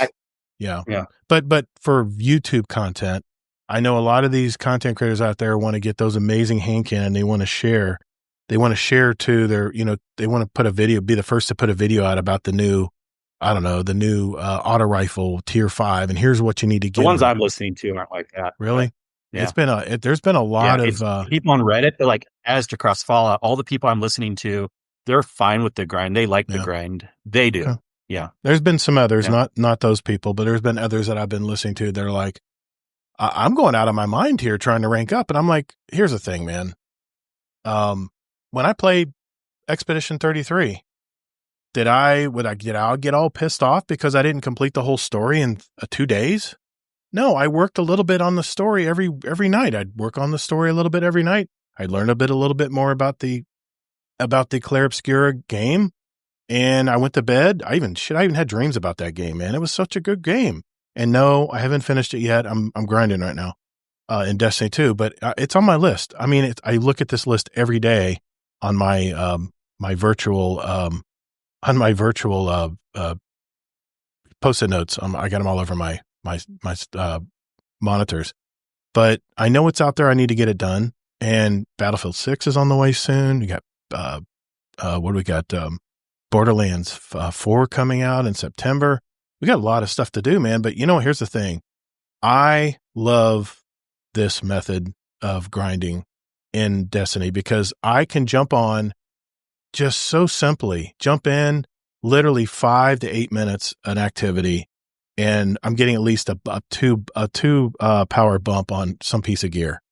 And that's what I've been doing. So what I want to do tonight, especially for those of you that are in the Discord that are a little confused on what to do, and you can watch this replay back if you're not live tonight. But I want to jump into the portal and explain exactly the best way to rank up your weapons. And I'll be brief about this, but I'm pretty much just going to jump in and show you my routine every day as I'm jumping in here. And this is going to bore the hell out of you guys who don't care about grinding. I'm sorry, Kingsley and others. It's the best way as of now. Don't take Todd's thing. It'll be the best for the whole season. No, it could change. It might change again. Solstice next week could be totally different, but I'm just going to show you how this works and some of the benefits and some little tricks and little things you might not know. Most of you probably are hardcore gamers in here that probably know how to do it, but I'm going to go over to my game live here and just talk it through it. And don't worry, podcast listeners out there in the audio, I'm going to explain everything in the audio form as well. But here's my game. This is my main account, and these are my 3 characters. You can see I like Star Wars. This is my Warlock. I've got the this is the Deepstone Crypt ornaments I've got on here, the raid ornaments, and I have the Valve Disciple legs. No, you're stuck in like the 2010s. I got the wrong legs. I got the wrong legs because I really like the way those legs look. But and I got the new shader pack that they were selling at the store. I love my shaders, man, especially if they're multicolored like this one. But we're gonna choose my Warlock, and the first thing I do when jumping into the portal system is what I love about Destiny right now is that Guardian rank actually means something now, because as your Guardian rank goes up, I'm Guardian rank 6 right now. I'm almost at 7. First thing I'm going to do is look at my Guardian rank and see what I have left to do for Guardian rank 7. I've got to reach 300 power. So that's my main objective right now, is to reach 300, and I'm almost there. Portal activities, I've got to play a Pinnacle Ops activity. No, I have not been playing Starcrossed. I know some of you out there mention it. Takes too long for me. I only have a little bit of time in the morning. I don't have 25 to 35 minutes to get this done. Also, unless you're a try-hard, you probably want to do that with the team. Fire team. Yeah. Remember, I'm jumping into solo ops when I play. And I've got to do 3 activities at master difficulty. I can't play those yet because I'm not high enough power. Forcing you to do more team stuff, which you don't like. No, I don't. I don't mind doing it. I don't. In activity modifiers, I have to get a complete activity with match game and no starting ammo, which I can only get in the master difficulty. So this, you could see, I'm waiting on power here to get to that point. My main objective is to get to this level 7 here. Once I get to level 7. Then, of course, I'll know what to do. And I think it's going to correlate with the higher tier activities as my power goes up. And then 8 and then 9. And I'm heard that 9 is where you can start getting better chances of getting that tier 4 and tier 5 drops. So this is my ultimate goal, is to get to 9. This is where pretty much this is where I usually go as Vanquisher. It's usually as far as I went in the past. But I might actually go up to level 11 because I love the portal system. But anyway, that's the first thing I look at. So I have a lot of this stuff tracked, so I know exactly what I need to do. Mark this in today's date. We'll see if you actually get to 11 or not. I'm going to at least get to 9 because I know 9's the magic number right now. But that's what I love about this game, man, is the fact that Guardian rank is not just a stupid number that doesn't mean anything. Now it actually correlates with getting better gear. And for me, it's all about looters and shooters, man. So I just wanted to show you that's the first thing I usually look at. But the portal system is what I just love this new portal system. I jump right in. I go straight to solo ops. And if you jump into solo ops, yes, there's not a whole lot of activities to play. I get that part of it. I really do. This is all the activities you get to play. The first thing I want to do is, because a lot of your seasonal activities, this seasonal hub right here, these will give you very, very high power weapons. Consider these like pinnacle drops. I've got an exotic engram, and I got 2 legendary engrams that I've not turned in yet. And this is just a little tip here. When you complete all these bounties, these are your dailies, and I've got all my weeklies done. They're very easy to get. I mean, we're talking about earn points, getting bonus focus activities done, achieve performance grade B or better in Portal. I'm getting A on everything. I'm maxing it out every time I play. Successfully complete Portal activities, and then generate orbs of power or ammo bricks. I mean, how easy is that? So these give you considerable XP as far as going up your 20 rank levels on your seasonal hub right here. And this is the key. Seasonal hub is where it's at, guys. This is the first thing you should be focusing on every week. And you can see I haven't got my daily bounties done, but my daily bounties typically are all the same. Completing bonus focus activities and portal activities, achieve a grade B or better in 2 of them, two portal activities, and then just kill stuff. I love these general bounties. This makes life so much easier when you're just jumping into grind. And then, like I said, I've already unlocked this stuff. You get the arsenal expansions and the stuff that you can go to Zavala every week and get tier 3, tier 4 weapons, depending on your light level. I claimed this one early. I know I made a mistake. I claimed it early. I was just jumping in there to grab stuff, but you can see I'm leaving all of my engrams because right before reset, the night before reset is when you want to grab these, because they will keep scaling up about 4 to 5 levels above your current light level. So that's my first tip. Seasonal Hub is the first thing you should complete every week because it's so easy to complete. And once you get this completed, especially your weekly ones here, you're going to get your 20 tracks complete. And look at the rewards, man. You're getting exotic ciphers, Xenet shards. You're getting bright dust, 450 a pop there. The armory requisition. This is where you can go to Commander Zavala and get armor from him every week, which is usually pretty good. Decent rolls depending on your light level. I'm still getting tier 3s, I think. But anyway, this is the place you want to start first, is the Seasonal Hub. Okay, I've said enough about that. Once I realize what I need to do, which is almost always the same every day, I jump into the actual portal activity. Now, here's a tip. When you're trying to get your focus activities, this is the one thing I think where they can really improve on the portal. They need to have more activities that have this bonus focus. All I have to do is achieve a grade B or higher, and I earn, the first time it's guaranteed to earn the boots, the TechSec boots. After that, it's a chance to get it, chance for it to drop. But this is what you call a bonus focus, which ties in to your Seasonal Hub, where you have to get bonus focus points here. So that all ties in. So typically, this is the first thing of course, another weasel error.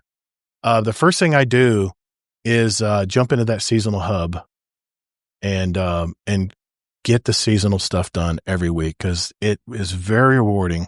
You get materials and you get very high level engrams. I just got weaseled on a podcast live. Trying to sign in. I haven't been getting any errors at all. I've been getting a lot of, this is on PC.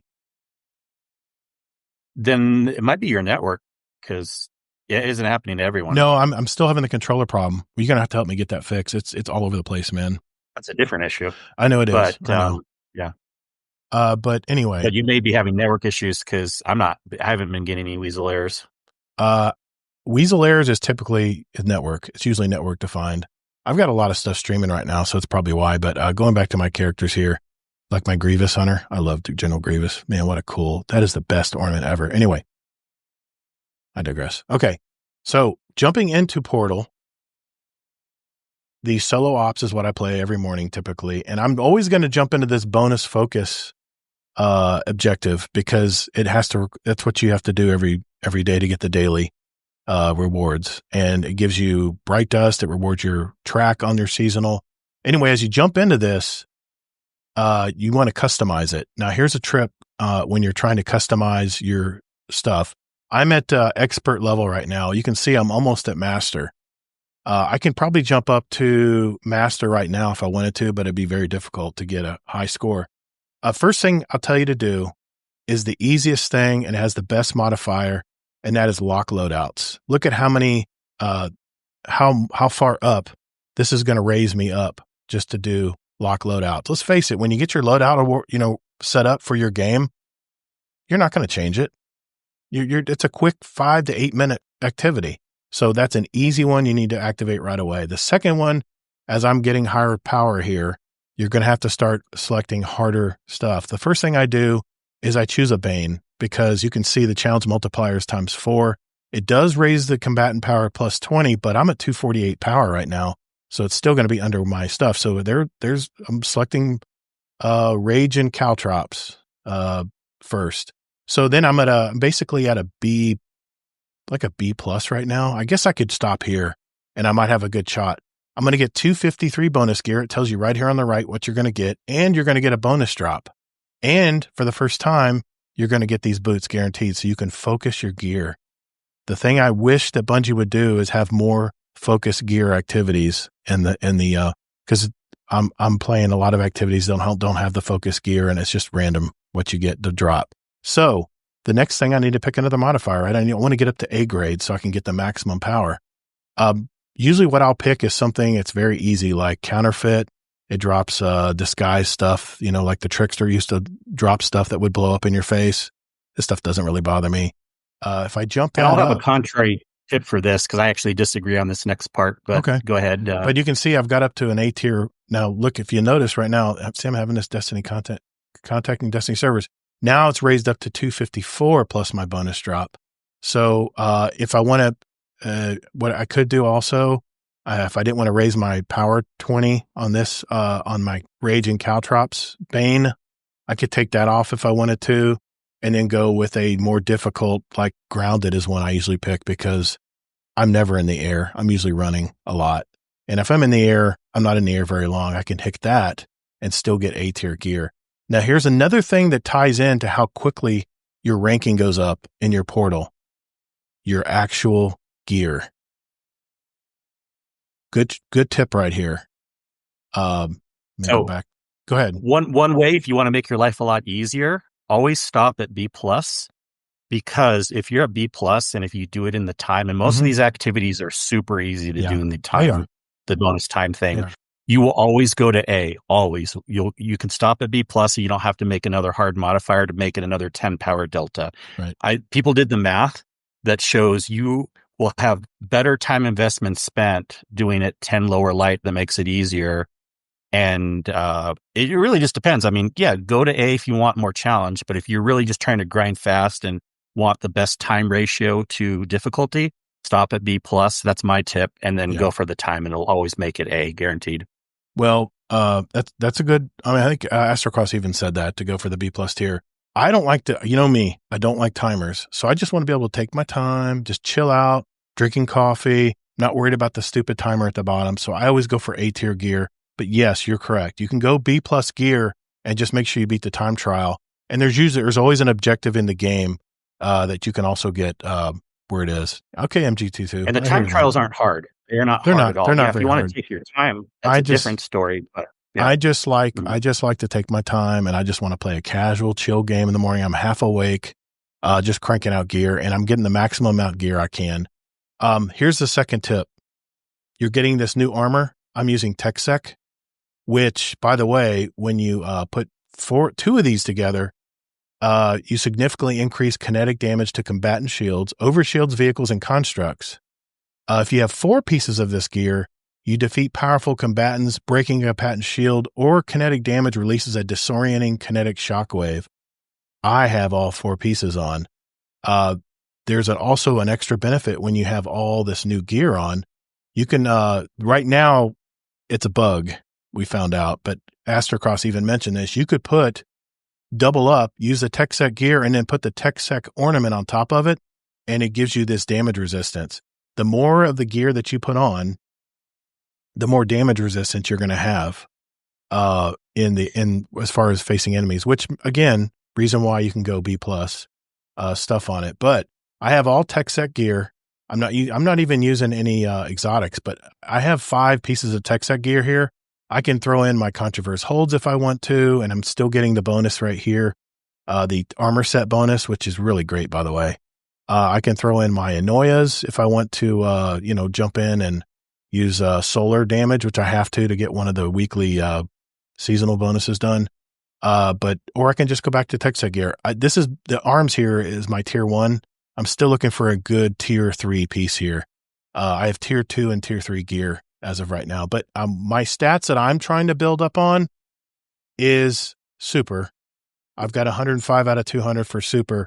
I'm getting more super damage, and my super charges 190% faster. So, and the other one I've made sure I've got over 100 in is weapon. With weapons, a large ammo brick has a 5% chance of dropping more of. Primary and special damage, I'm getting 0.8% more in PvE and 0.3% more in PvP. Heavy weapon damage, 0.5% more in PvP, PvE, and 0.3% more in PvP. Doesn't seem like a lot, but as we start to increase this number by getting higher tier gear, that's why you want to get higher tier gears, because it has bigger numbers.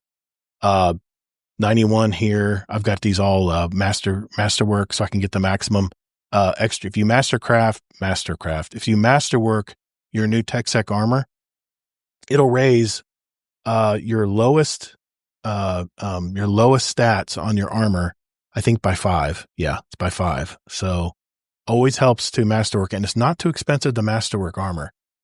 Anyway, if you have all 3 of these together, your multiplier goes up, which means getting that A grade activity completed is a lot easier to do, and you don't have to use as many modifiers. Now, if I were to switch this out to, say, non-TechSec gear, I'm just throwing random stuff on here. Let's put this to, last this one. Okay, we'll use that. Like this, my Controverse holds, and I put regular helmet on here. No TechSec gear except maybe my bond. And I have another thing that helps your multiplier is TechSec. Not TechSec, but weapons that have been, exotic weapons that have been, I guess, what's the word? Featured for this season. It'll have a little bright blue emblem at the very left top right corner. But if I didn't use these weapons, all just regular weapons, not special or new weapons from the season or an exotic that's been featured, it has that blue emblem on it.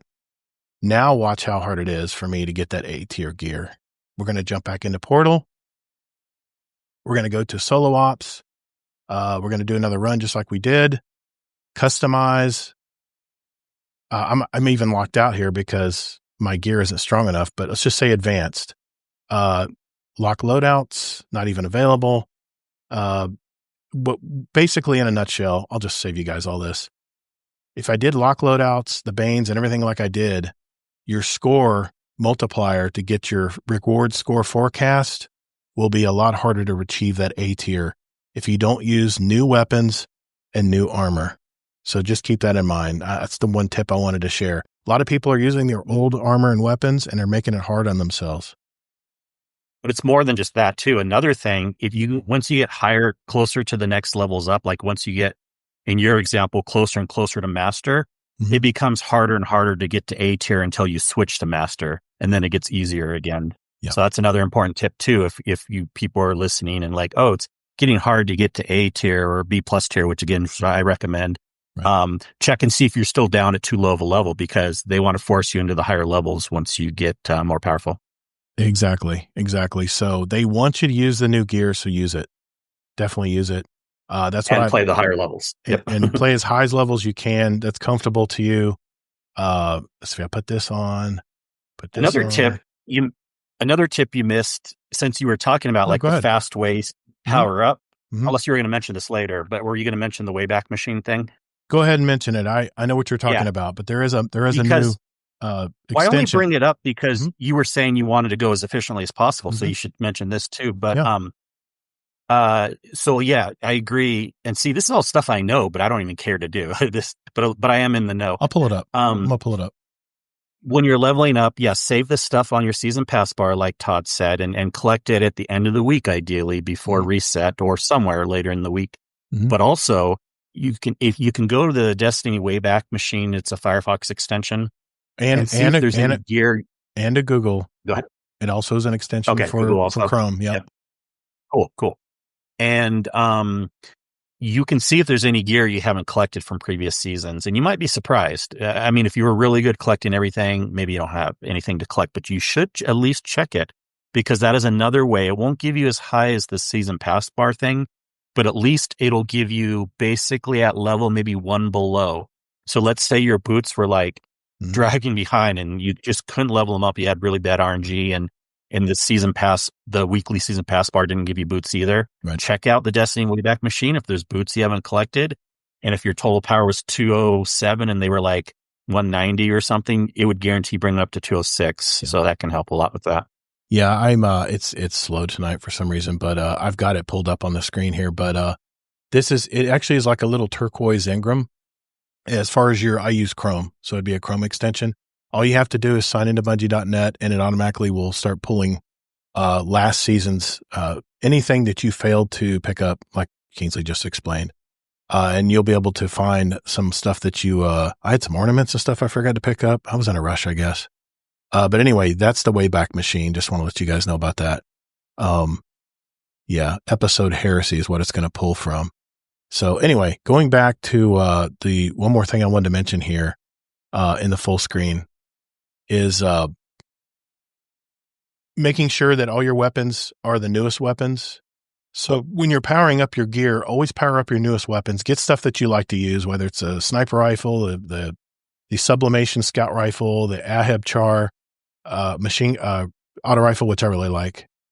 Anyway, of course, I still like the third iteration. It is still hitting hard, even though they nerfed it. It's still hitting really well. But everybody knows Outbreak Perfected is just kicking ass right now, so I've got it on. If I need to get down a yellow bar quick, those nanites are just chewing them up. So, and I've always loved this exotic. I've got all of the ornaments for this. It's just a fantastic gun. Really is. You have good. all the masterwork catalysts for it. Yep, I do. I ran all those solo, by the way. It was not easy, but I was very, very happy when I got it all done. I actually have 2 rolls. I have this one is the rewind rounds. I have the other one that's Headseeker, the Headseeker version as well. So I love this rifle, and I'm so glad they featured it this season.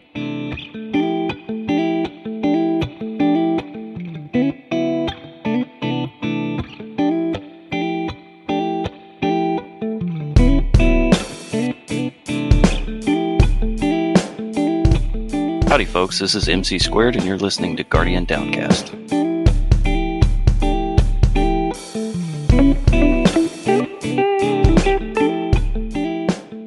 Okay, so get all the same weapons, get all the newest weapons, get all the newest gear, and your multiplier goes up, which means it makes it a lot easier to reach that A tier or MGT2, B plus tier, especially in the higher tier content.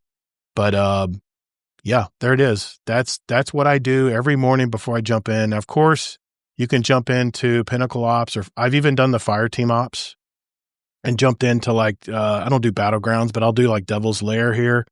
It has extra drops on it as well. And and one thing I did want to mention too, when you first are put in the portal, there is a training, when you're low light, there's a training part of the portal. Complete all of the training on the portal. I held off. I got to the very last step 7 of 7. All I had to do was I had to play a game with a certain modifier in it and get A tier, get A grade activity completion. It will actually save if you're farming it and you're just going over and over to play Conflux. It will keep all of your modifiers that you had in place. If you're just rinsing, repeating, just launching, relaunching, coming back.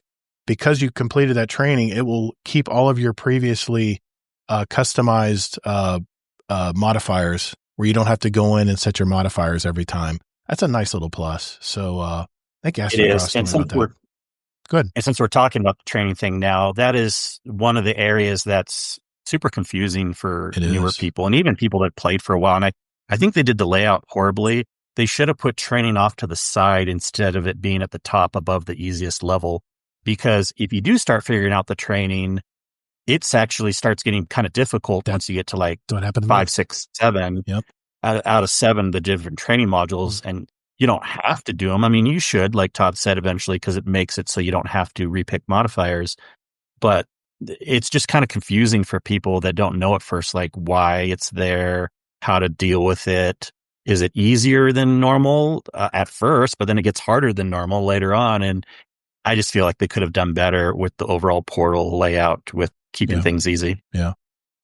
Like I said, that's all I had to share as far as in-game. I had a few more comments as far as the portal system. And I know we're very different players. And you've mentioned that you're probably going to do a lot more raiding with the community to keep yourself busy. And no, not a lot more raiding. I'll do the same amount I've been doing in the past. You can't get me to play more just because you want. I'll probably play the same amount or less, than it was already planned. Yeah. Yeah. 2.23 KD in Crucible for Arms Week. This Agape Heavy Burst Hankin is great. Yeah, I haven't used the Agape.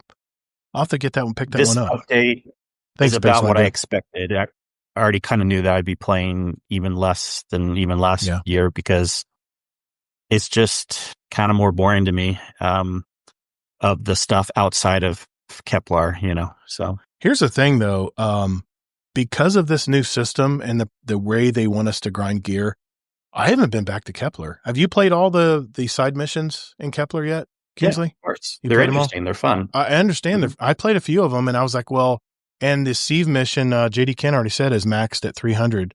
So once I hit 300, which is going to be pretty soon here, it'll max out as far as power that I can earn. But the way the game is set up right now, if you go to Kepler, one, it takes too long to get your gear, and two, if you're running side missions or whatever, you do get rewards for those side missions. But the thing is it takes so long that your mind is telling you just to go back and keep grinding in the portal. And so as far as that is gone, it's made me play less of Kepler after I played the initial story. I mean, I've been on a few side missions on Fabled, but like I said, in the Sieve activity, it'd be like 23 minutes left, and I wouldn't want to wait for it. I'd say, you know what, I'm going to go play a couple more portal activities, and then I'd forget that the Sieve, I forgot to go back to play Sieve or Sev.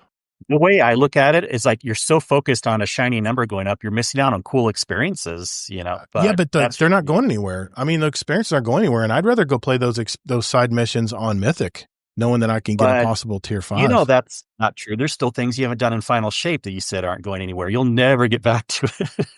There is stuff I haven't. Grinding. Yeah, you're right. There is stuff I still got a couple and if you were trying to do the grind to 450, I guarantee you'll never get back to it, because the grind to 450, you have to be a no-lifer, basically. A lot of people are giving up like at 350, 400, because it's like they're realizing the grind is too much. I don't know, Kingsley. This reminds me of playing Expedition 33. I'm working on it a little bit every week. The amount of time it's not like it at all.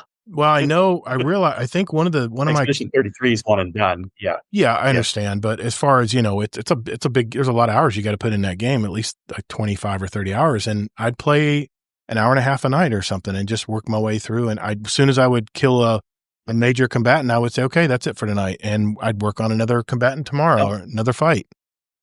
I forget the numbers. Someone did the math from 400 to 450, and then someone put in. They did like a pinnacle op thing 10 times in a row and didn't even get a +1 drop once.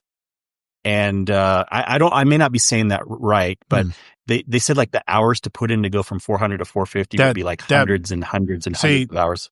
There it is. 2 steps forward, 1 step back, right? I mean, that's Bungie's MO, it seems. Why on earth would you make it harder from 400 to 450? If the hard cap is 450, just let us crank it out until we hit 450. I don't understand why they want to complicate that, because if we're already dedicated and we've already said we're going to put in the time to get to 450, now I may hit 400 and just go peace out, because guess what? As soon as December rolls around, we're going to all go back to 200 again. And here's what I'm curious about: how many of us are going to want to do that grind again? I'm I am, man, because I like progression. That's the part I love about this game, is the progression system. It'll be less and less people each time. Even if a lot of people that are grinders will come back like you, I guarantee it'll be less and less each time. So, and what does Bungie need to do then to alleviate this? Should we make the power jumps faster up to 400 and then have 400 not quite as hard? Well, I mean, obviously, but I mean, I've been playing a lot of missions that I haven't played in ages, man. I'm getting a lot of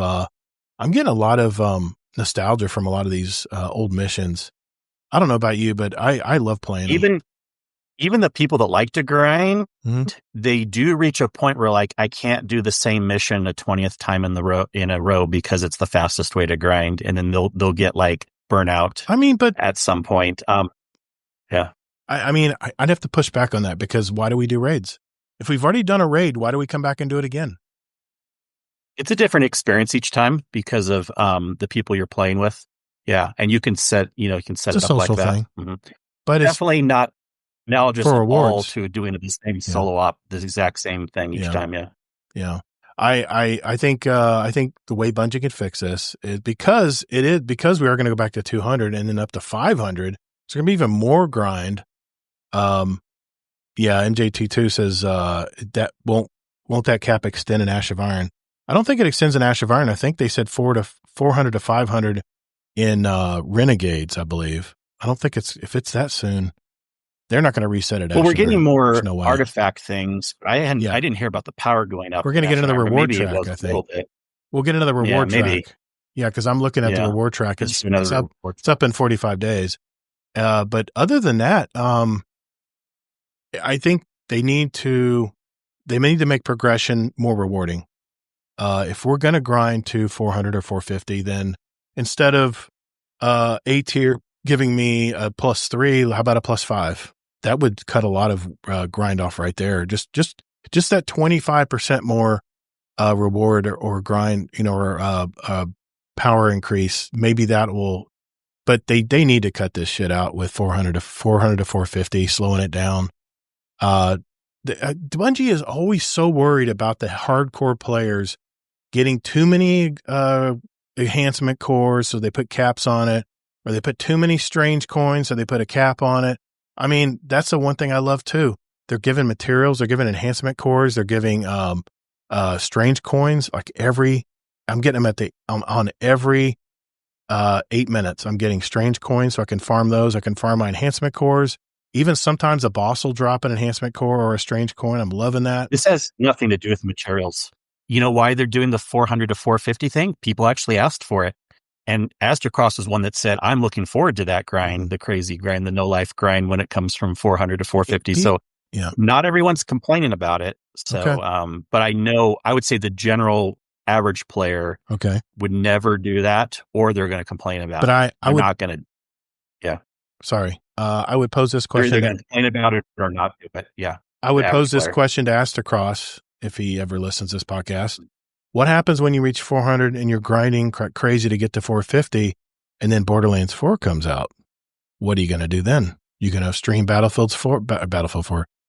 Borderlands 4? Question, Dave. Or are you going to, when Battlefield 6 comes out, are you going to stream Battlefield 6? Or are you going to grind 425 to 430 today? He'll probably be mostly in Destiny. He might grind the other one a little bit, but he'll stay mostly in Destiny.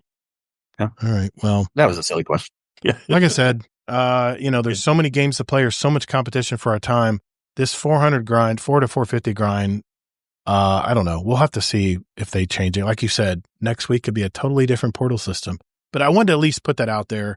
If you're listening on a podcast app right now and you want to see the visual of what I just did in game, watch the playback on my Twitch or YouTube channel, and you'll see me go through it. And that's a good point we talked about before, but I don't think we actually talked on the podcast that'll come out, is what's best right now is solo ops, but solo ops aren't always the best grind. There was a time where the Encore mission was the best grind, and there may be a time a week from now where it's different again too. It might be a Pinnacle or a Fire Team Op.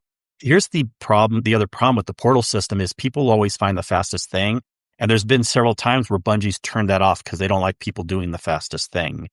So it's always like a whack-a-mole. It's like, and when you have so many limited to pick from in the portal, you can't be turning stuff off because people are grinding it too fast. Yeah. So, who knows, people might find some crazy way to, cheese. It was Encore before, but they might find some cheesy way to do star-crossed, and then everyone will be saying that's the most efficient way. Now, again, I know we all have preferences, but if we're technically being fair about the most efficient way, right now it is solo, but they may not always be the most efficient way. That it may be quicker doing something else later. I stand corrected, MJT2. He says he pulled it from the TWID, the 7.3 TWID. He says with Ash and Iron update later this season, you'll be able to earn a total of power all the way up to 550. Regular rewards from the portal activities will be able to drop at 500 total power, and Prime Engrams will again award gear up to the hard cap of 550. So early September, we're going to get a cap increase. Holy crap. So will the 550 mean that it'll be hard from 400 to 550, or when that comes out, I wonder. That's what he was asking. 400 to 500 will be the easier one again. That's what he was asking. I guess that's the question. Will 400 to 500 be easier, or in the grind from 500 to 550? We don't know. And I have a feeling, will it be hard from 400 to 550? Yeah. Bungie has all the numbers. They have the heat maps. They know where everybody's playing their game. And I'm just curious how long people will be able to grind the same activity over and over and over again. For me, it's a hobby. And the main thing that's really driving me right now, and I wanted to ask you this, Kingsley, I think the new title for Edge of Fate is the weapon, I think. Guardian Weapon, or is it Weapon? Guardian Weapon or something like that? I think I'm going to grind it. The title name? The title name. I think it's called Weapon. Pretty sure it's called Weapon. Hold on, let me see. I'm actually might be grinding for that. Because if I'm going to be working toward at least Vanquisher on my Guardian rank, I'm probably going to get a lot of that stuff done along the way as well. It's called Fated Weapon. Fated Weapon. Yeah, man, I like that title. And Sharpshooter's good too. I'm going to get you. Mark my words. So you got to do. I'm going to do all the missions on Mythic. Pretty intense. Ooh. Better have a fire and team you got to for get that one. all the catalysts for the Exotic Cannon too, which is some things on Mythic also. Okay, yeah. I haven't even run that mission yet because it's a hand cannon. It's a hand cannon. I'll use my graviton lance. If you get that title, I'll be pretty impressed. I'm not going for the title. I don't care about the missions on Mythic. Do we need another gentleman's wager? I'm thinking, can I pull it off? Sure. I mean, I think it'd be cool if you get that title. I got till December, right, to get the title? No, you probably have a whole year. I wouldn't see why. But a lot of games coming out. Why would they? No, you probably even have past the year. I mean, have DLC titles ever really gone away? Not for quite a while. That's true. That's true. I can still get all the other titles as well. All the past unless years. they take Kepler away in a year, which I don't think they'll do. But I think they're going to slide it into the map. And with the whatever the new Renegades map's going to be, I know Plaguelands is coming too. In 40 to something days, we're going to have Plaguelands back. So, I mean, I don't know about you, man. I know you don't want to grind. Wait, Plaguelands is Ash and Iron or Ash and Iron? Renegades? Yeah, Plaguelands coming back in Ash of Iron. So that's probably the new activity then. Yeah. So it's not going to be a whole. It's not going to be a whole like campaign destination like Kepler, but it'll be an activity thing. But here's the thing, man. There's so much to do in this game right now. I mean, for me, because I'm the grinder, I like the progression system. One, I'm going to get my Guardian rank to at least 9. I really like to try to get it to 11, but I don't know what's required yet. So I don't want to say I'm going to get rank 11 and Guardian rank. I'm going to get at least 9 because I heard that's the cutoff point where you can really get some good gear. But I love that they're tying that to loot. They're tying that to those tier 5, tier 4 weapons. And that's all it needs to register. That's my dopamine hit right there. And of course, armored as well. Tier 4, tier 5 armor. That means you have once you get that Vanquisher title, you can really start heavy duty build crafting for some super stats. You could probably get, could you get triple 200 stats? Is it possible to get triple 200 stats? No, it was impossible for triple 200, I think. Oh, okay. We did the math. Me and Tech did the math once. I know it could have changed or I could be wrong, but I think you could at most get 200 and then you get close to 300, but that's with like total detriment on everything else, Amazing Taco King. You crack me up, man. I'll run interference, Kingsley, and invite Todd to play the Battlefield 6. Take the bet. What would the bet if we're going to do the bet, you got to have, I would say, you have to have 6 months pain. or a year, no more than a year to do it. But you'd have to have some pain too, though, man. I mean, the way the bet works is it's got to be painful on both sides. The painful thing is if you actually do it, like in 6 months, I'll, I don't know, stop raiding for a month. I don't know. No, I don't want to limit your gameplay, man. Well, you said a pain thing. I mean, let's see. Battlefield's probably going to come out. What do you think, Amazing Taco King? Have they said when Battlefield 6 is coming out? Is it going to be like fall, or is it going to be like first of the year? I'm curious when they're actually, because I haven't seen an actual release date for Battlefield 6 yet. So I don't know. We'll talk about it. I don't want to say anything tonight. It's way too early to do that. Unless I need the full information before I make a bet like that. He has to raid with me if he loses. No, man, I don't mind raiding with anybody. I love raiding. That's not a punishment. No, but that's the pain for me. I have to raid with you. Oh, October 10th? Ooh. Man, that's going to be tough. That means I got to get most of it done before October 10th. That gives me what? Look, September. The date really doesn't matter. It's going to be tough no matter what. Because even if we do it a year, you'll put it off until like the last month, anyways. Can you still play Gambit right now? I don't think you can play Gambit, can you? I thought they took Gambit away. It's on a holiday. Holiday. I heard they're bringing it back though, and they're going to have now they bring back Gambit Prime. I may be playing some Gambit, man. I love Gambit Prime. I love Gambit Prime. You can play it right now. It just doesn't do anything. So you can play it, just doesn't help too. Okay, I got you, zombie. Scarlet Maddie says, I have heard the opinion that the portal is soulless, and I don't disagree, but I do think people should let the trial run of it go for a while, just because the whole instant gratification thing is so prevalent. Maybe Bungie wants people to actually make a hobby out of it, and it's just a matter of impatience for some people. It only really super matters for content creators, but all that is mostly outside looking in. Okay. He says that's a pretty cool. I hear you, Scarlet, but I totally disagree because impatience has nothing to do with knowing how it feels. Like I'm a very observant person. And I'm not being impatient about it. I kind of know what's in there and what's coming, and I think they need to add a lot more. Yeah. So that's just my opinion. I totally appreciate what you're saying. Mm-hmm. And maybe there are people being impatient, but like, it's not just impatience. People like me actually can know the Portal of Solace too. I tell you what, if I have a guaranteed kick-ass fire team to help me run the campaign on Mythic, I'll even stream it. I may take that bet, man. I got to get, what is it called? The ritual weapon? Yeah, but if you have a kick-ass fire team, let's bring it like a lot quicker. Like no, I thought it would have to be before October 10th because I'm playing Battlefield 6, brother. Why? I'm playing Battlefield 6. That's when Battlefield 6 comes out. We'll see. That would be my every game would gild. We should take a bet on that too. How much you actually do play it, or if you have a complaint about it. If they're going back to old time Battlefield 4, Battlefield 3 days, the old Gatr may be half the week lost in Battlefield. I just hate to tell you, that's my roots, man. That's where I got the name Gatr. That's where my Gatr gamertag came from. Everybody called me Gatr in game. Plus, think of the squads we can put together, and then the Battlefield nights we could stream it and have a lot of fun playing. Well, I think if Bungie won, I think they need to they need to give more rewards for the grind. I think +5, +6 even would speed things up quite a bit, especially knowing that we can go to 500 now or 550 in just a few weeks. Man, that is crazy. And does that mean Mythic is going to be 500 now?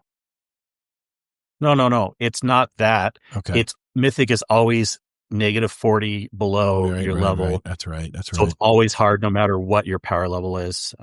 You'd have to be a minimum to get into Mythic, but it's like, I think it's like, it was 200 or something for the minimum to get into Mythic. The thing is, it was even once.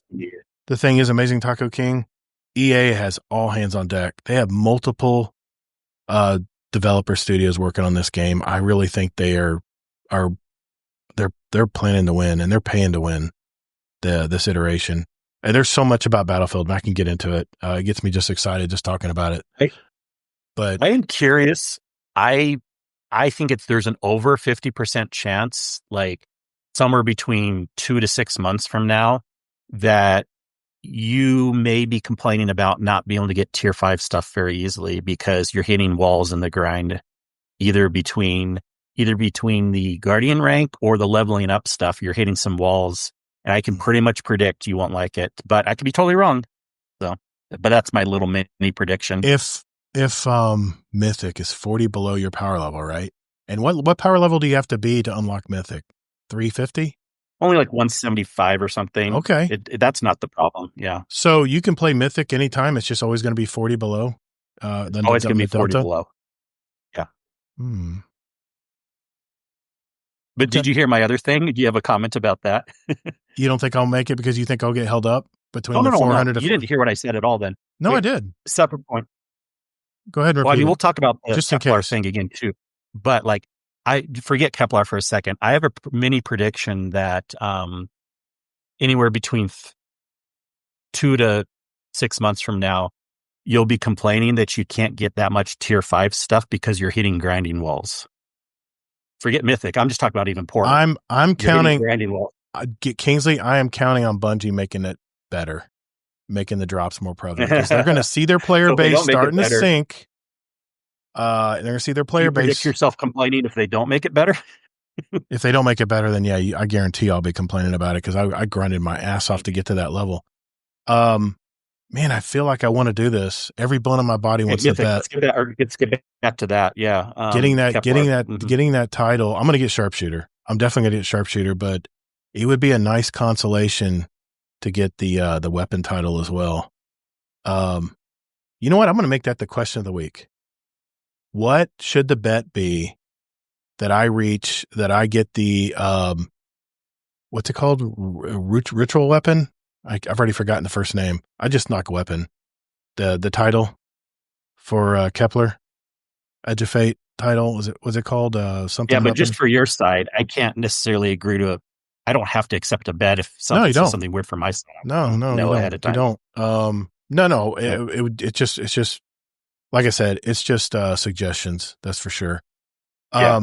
Speaking of which, let's get into our question of the week before we take off tonight. Cool.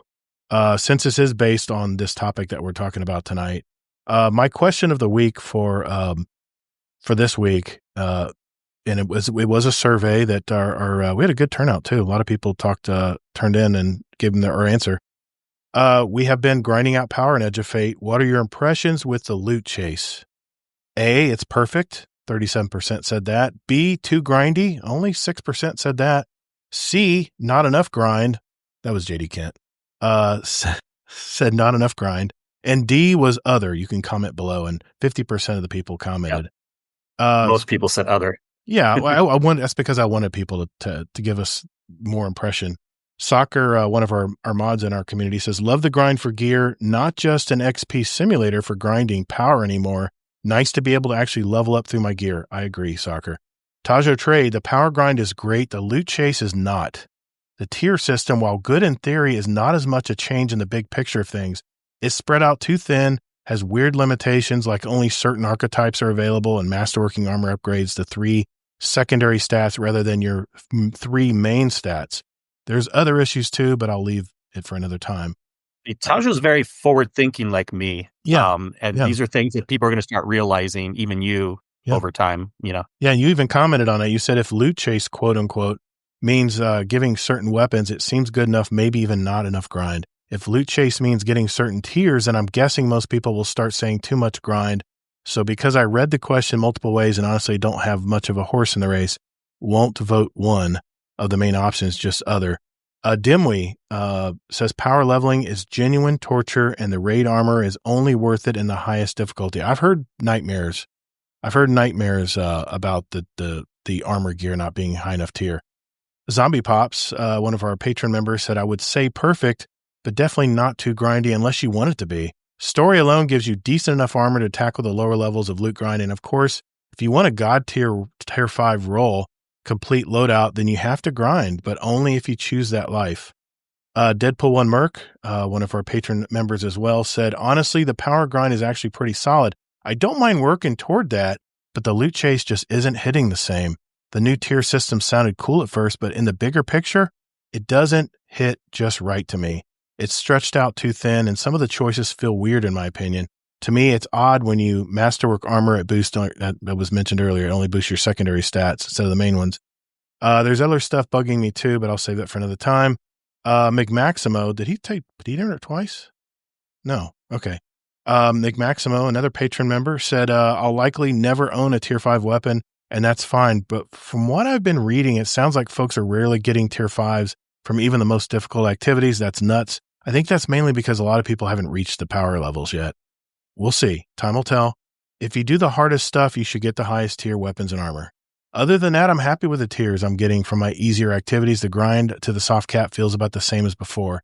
Kilvin, another one of our patron members, says, I'm happy with the weapons because even at lower tiers, you can get some good rolls. Armor feels off, but that might be an early read on my part. I'm just starting to get some tier 3s, which seem usable. But tier 1 and 2 stats were so low, it was hard to justify masterworking, even though I like the way the set bonuses sound. Also, exotic Ingram drops just feel bad now. I really wish Bungie hadn't waited to bring the 3.0 changes to exotics.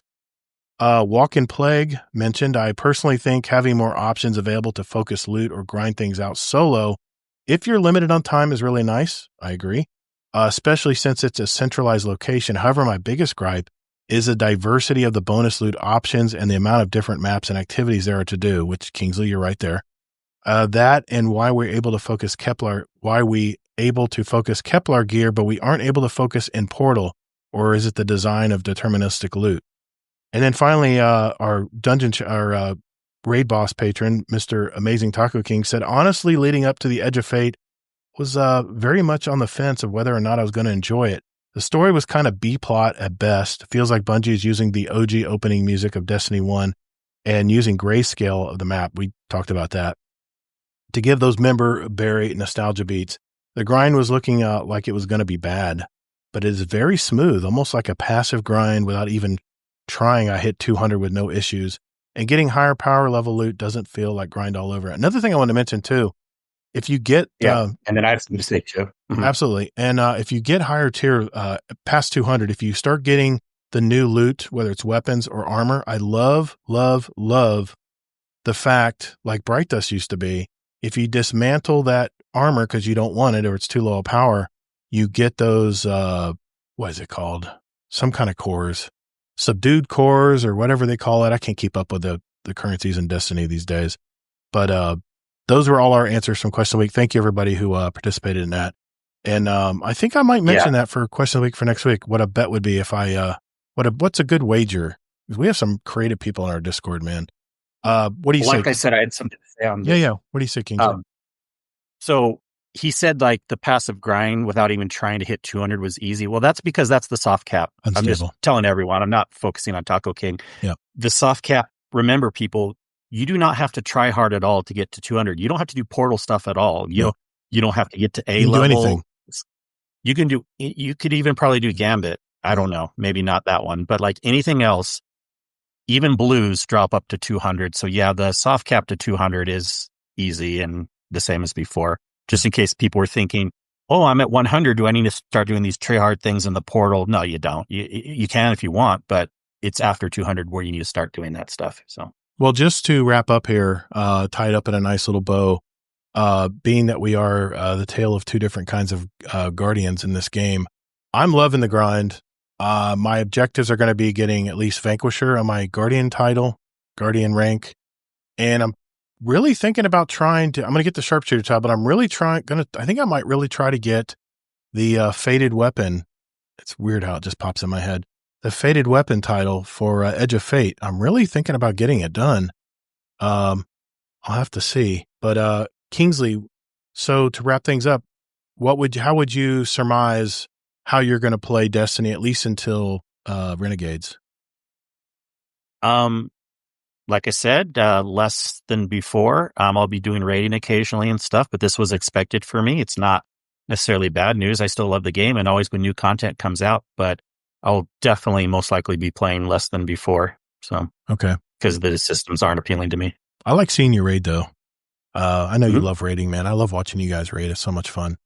If they come out with another like Arms Week, things like that, new stuff, it's fun. They come out with more data pads, whatever. I could see hopping in for stuff like that. But yeah, that's basically, I'd probably be playing less. So, all right. Thanks for engaging with that chat. Thanks for going along with it, Kingsley, tonight as far as our topic of the week. Hey, I love it. Yeah. Before we leave tonight, we're going to answer just a couple questions from our Discord community, and then we'll call tonight. But we're going to get to our questions for the show right after this.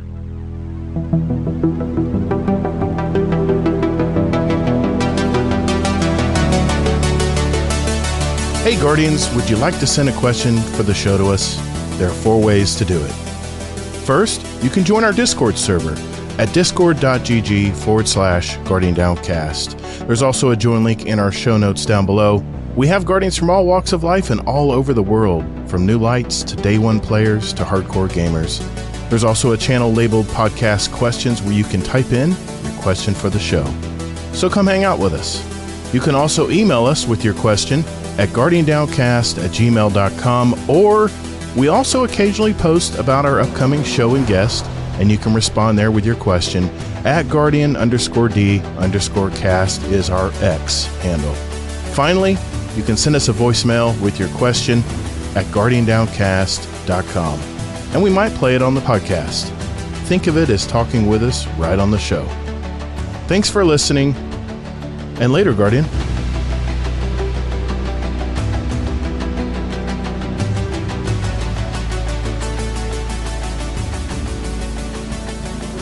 All right, boys and girls, it's the part of our show where we get our questions from you guys. And we have a few questions for us. We first have a Destiny question from Amazing Taco King.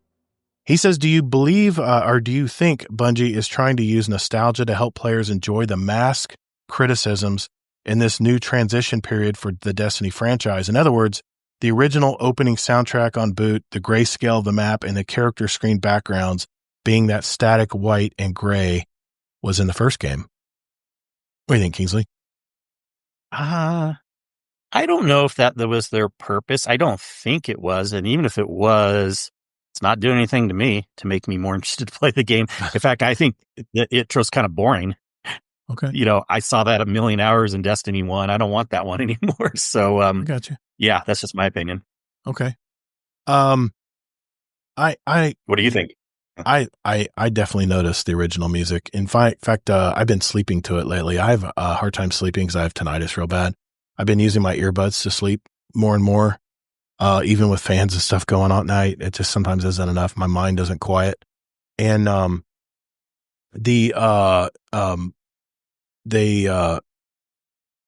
definitely picked up on that early music that I heard from Destiny.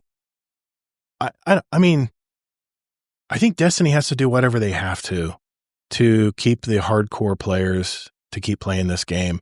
And the thing is, I mean, I'm looking ahead here in the calendar. There's a lot of games coming our way before Renegades. Between now and Renegades are 2 games that I'm probably going to put a lot of time into, Borderlands 4 and Battlefield 6 after seeing that reveal today. So, anything they can do to help the nostalgia factor, I'm all for. And I tell you what, if Bungie I know this is a pipe dream. This is the shill in me coming out.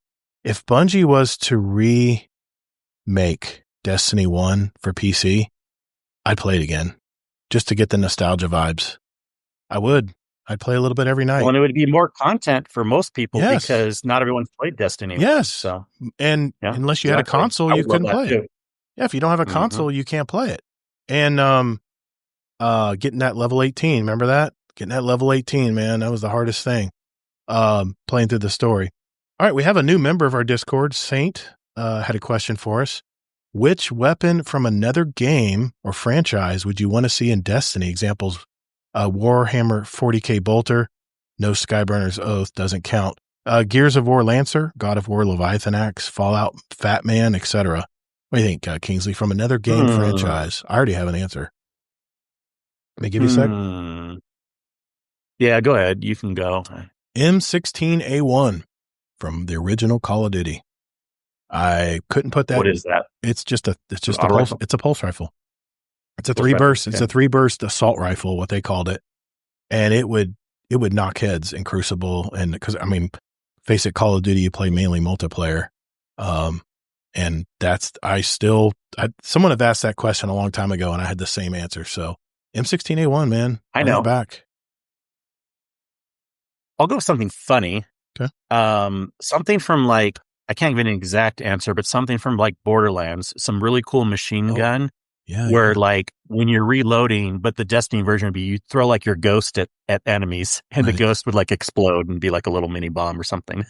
What's that one weapon in Borderlands where you could actually, when you were done reloading it, you just threw it and it blew up?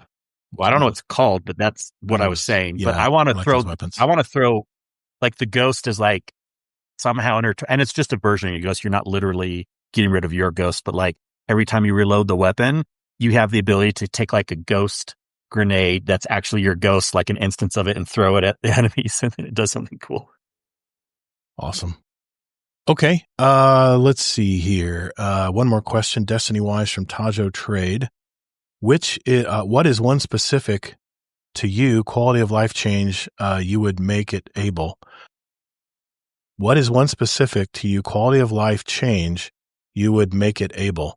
Mine would be a new weapon mod allowing me to stun any one champion type when equipped. Oh, I could see that.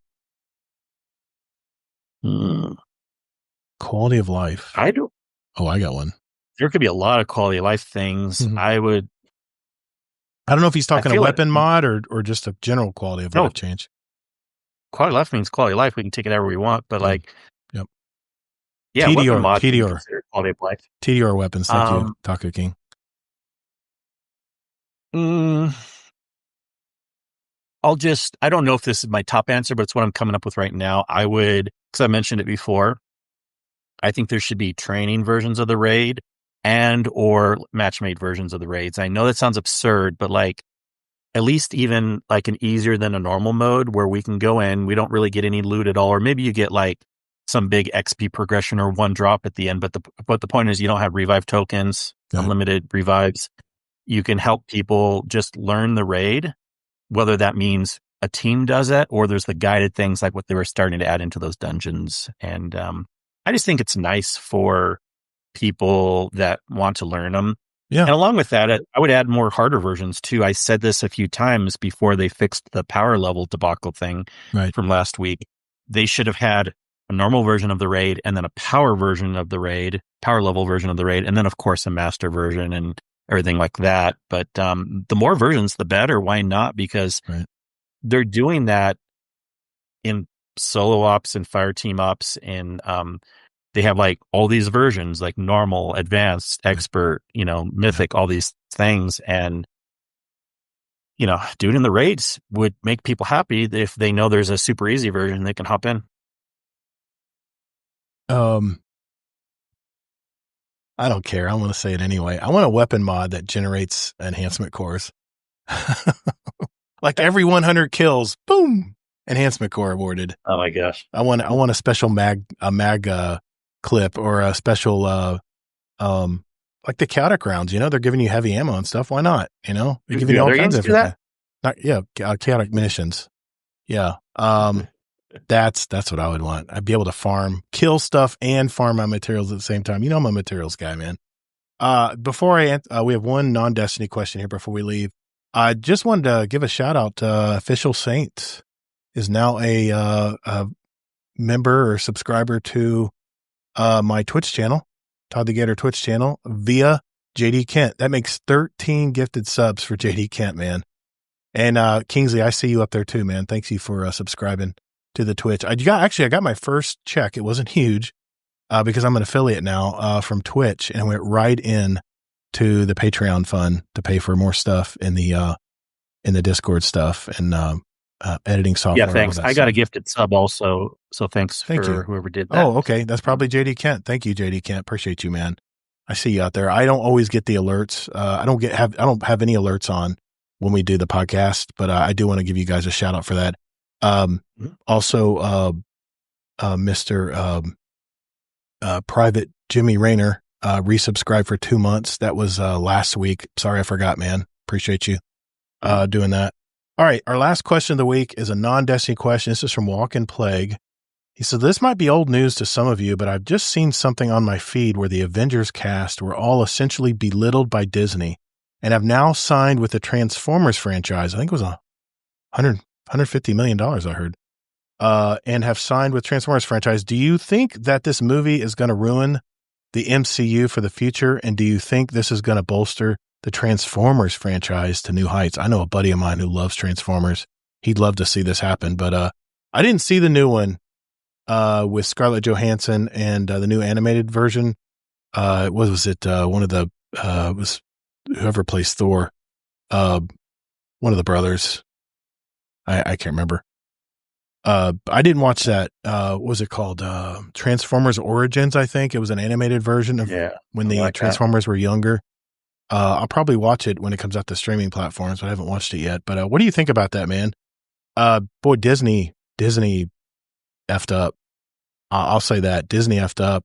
I kind of think they're in panic mode right now because of all this that's been happening. I think Scarlett Johansson signed. I think whoever, Jeremy Renner, who played Chris Hemsworth. Thank you, Amazing Talking. I'll just have you tag along with me. You can just tell me the words. I'll have a feed. You can just, and then I won't sound so forgetful all the time. I need to get some ginkgo biloba, I think. But Chris Hemsworth and also Jeremy Renner was going to come back for the second season of Hawkeye, and they wanted to give him half the money because he had an accident and he can't do the virtual stunts anymore. Come on, man. So I think he signed with, I believe he was one of the three that signed with, I even think Iron Man did too. Signed with Transformers. Transformers 1. Yeah, that was the name of it. I saw the previews a million times. What do you think, Kingsley? I like sorry, man. I tell you to say something and then I talk over you. I thought Fantastic Four was really good. And I think, I don't think that hurt Marvel at all. I think that was probably a shining star for them this year, but what else they got? What else they got coming down the pike? I heard they were kind of a no-show at Comic-Con this year. Their booth was like a ghost town from what I heard. So, I don't know, man. What do you think, man? I won't talk now. Well, I definitely didn't know the news, and I'm not the best person to ask this because I don't care about the Marvel movies as much. However, there's a couple things I'm thinking in my mind. Mm-hmm. In one way, if they had to get all new actors in a way that might make me more interested in going back to Marvel, just to see if something's changed. Okay. B, maybe it's just best to shut down the Marvel franchise now. It's gone long enough. And then C, the last thing I'm thinking is, I'm slightly more interested in watching Transformers anyways. Not a lot more, but slightly more watching Transformers than Marvel. Yeah. So whatever, if Transformers is going to be popular now, I'll give it a try maybe. I did see the end cutscene in Final Fantasy. Fantastic Four, and they did say that Avengers Doomsday was coming. So the Spider-Man and Avengers Doomsday from MJT2 said coming next year. So, okay, we'll have to see. You know, the thing I hated about Marvel, and Star Wars did this too to some extent, the political correctness, man. The fact that they had to insert, or it felt forced at least to me, where they had to insert a female into a certain role or a certain race or a certain something that met the algorithm or whatever they go by at Disney now as far as the corporate system. But they tried to systemize the Marvel machine and just thought it would just keep cranking out money. But the one thing I could tell Disney right now, Disney, know your audience. Who's your audience? I know you want to get the young little girl who wants to get into Marvel, but who's reading the comic books? I want to say this for Star Wars as well. Who's reading the comics? Who's reading who's watching the animated series? Who knows all the canon stuff in Star Wars? It's old dudes like me, and maybe a little bit younger dudes. But we're your audience. So when Star Wars came out, old male boomers. Well, we're the people who grew up with this franchise, man. And maybe Marvel's a little younger. Okay, Marvel's a little younger. They brought in probably more of the millennials are probably more tied into that. But here's the thing, man. Know your audience. They thought they could just meet this algorithm and like YouTube and press a button and all of a sudden everyone will just come to your movies and watch them. And the jokes were not funny. The writing was very dull. It felt very systematic when they made movies, and movies is an art form, man. You can't systemize a movie. It's got to be art. Don't mess with my art, man. Someone I know says that all the time. That kind of conflicts with the other thing of knowing your audience. No, versus just but it's an art. Boring. No, I'm talking as far as scripts and story writing and stuff. You can't just, I don't know. And I'm a Warlock man. I'm a Warlock main. And well, technically, yes, it is older than Star Wars, but their audience is much younger than Star Wars. I think the Star Wars audience is probably older than Marvel because they didn't they didn't make Marvel movies until well after Star Wars did, as far as the cinema. But I don't know, man. You just, like I said, Andor was a very good example of them making an adult form of Star Wars, and look how popular that show is. It's probably the main thing people stream on Disney Plus right now. So anyway, to answer your question in a long rounded way, Walking Plague, thanks for your question, man. Appreciate you. That's it. That's all we got, man. I want to thank everybody who showed up tonight. That's all I got on my agenda. Is there anything else? Yeah. Batman. I could talk about this one for hours. I think they did a good job with Andor, especially the female character and how she was getting pushed down by the male characters a lot too. Yeah, so I caught that. Yeah, I caught that. And no, it's not the geriatric audience. I'm not there yet.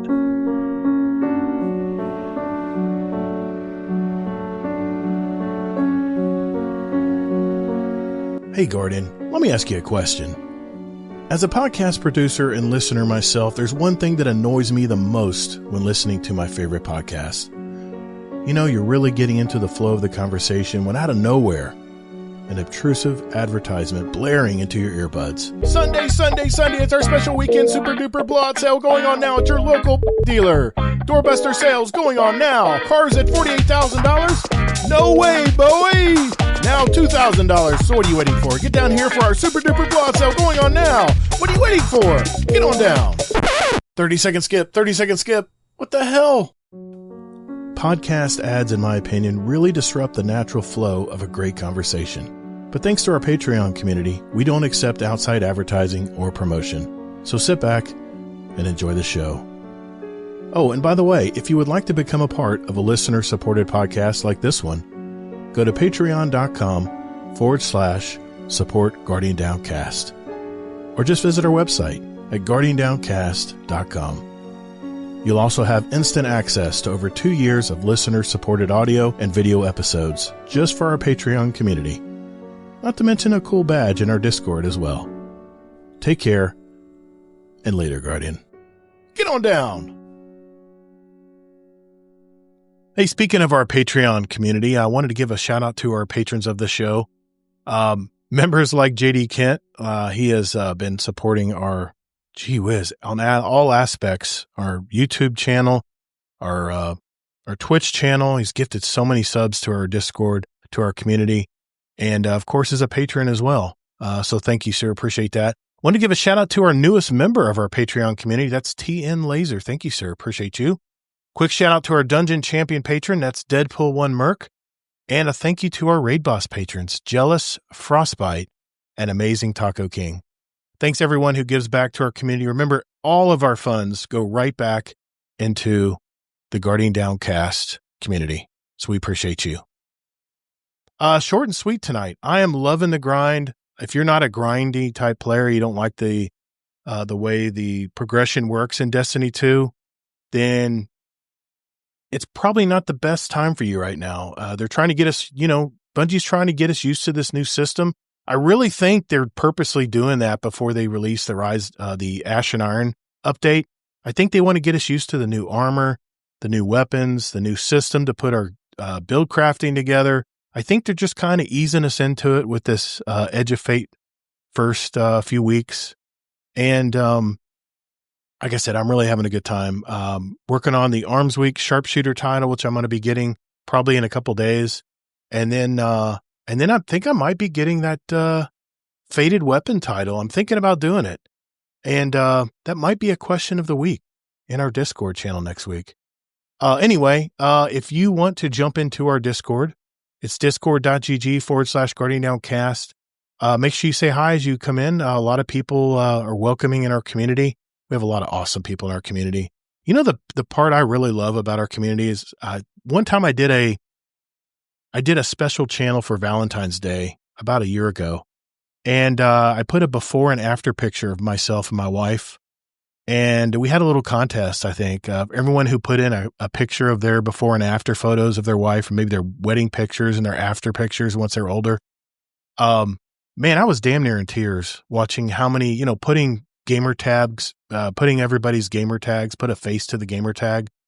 It makes you realize there's real, honest people out there that listen and tune in every week to your show. And man, that just puts a lot of gas in my tank, I got to tell you.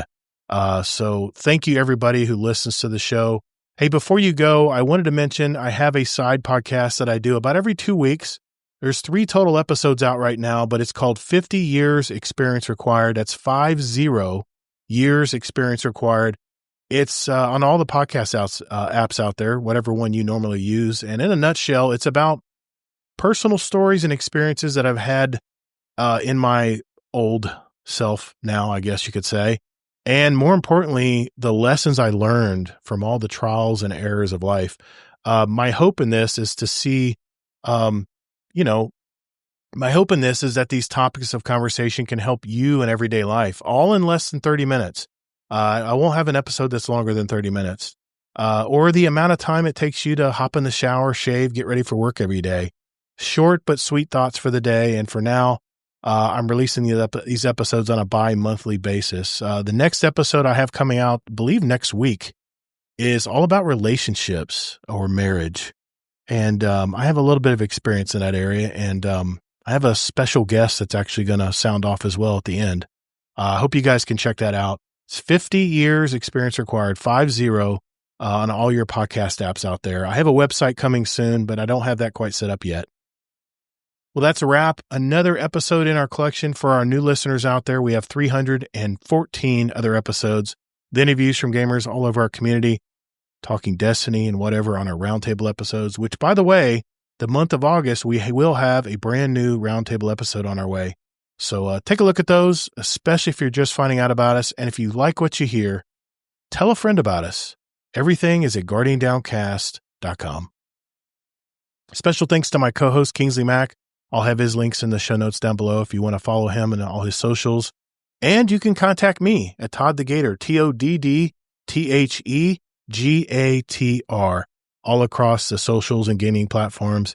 You can also reach me via email through our podcast website. That's guardiandowncast@gmail.com is the email account. Remember, as you're playing Edge of Fate, take breaks, get outside, and touch grass. Shady Kent, I had to call you out, brother. You gave me that picture this week. I got to call you out. Remember, everyone, we're Guardian Downcast. Your stories, your community, and your destiny.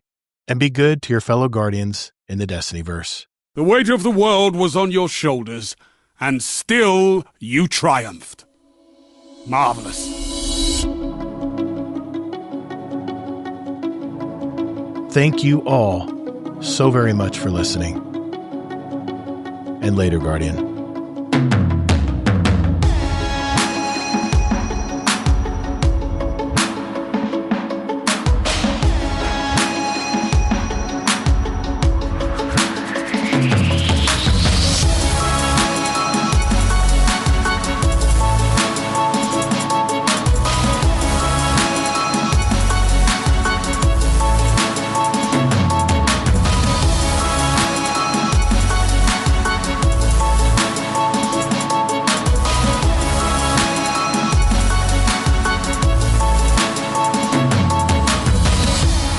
No, that's it, everybody. I just wanted to thank everybody for showing up tonight.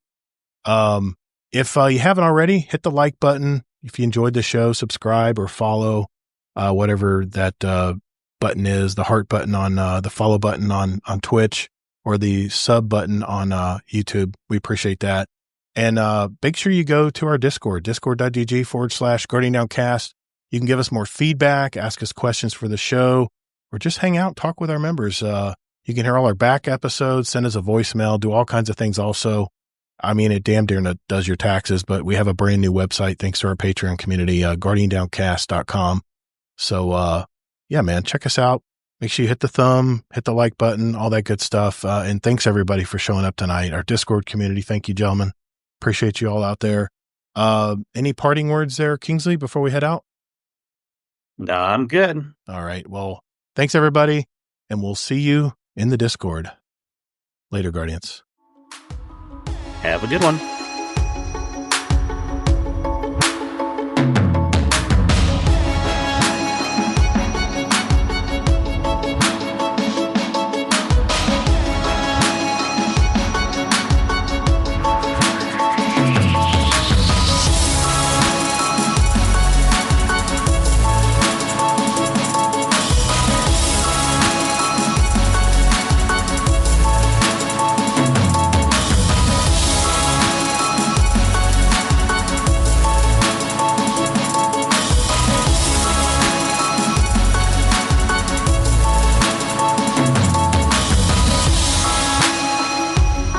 I wanted to just thank you, McKin.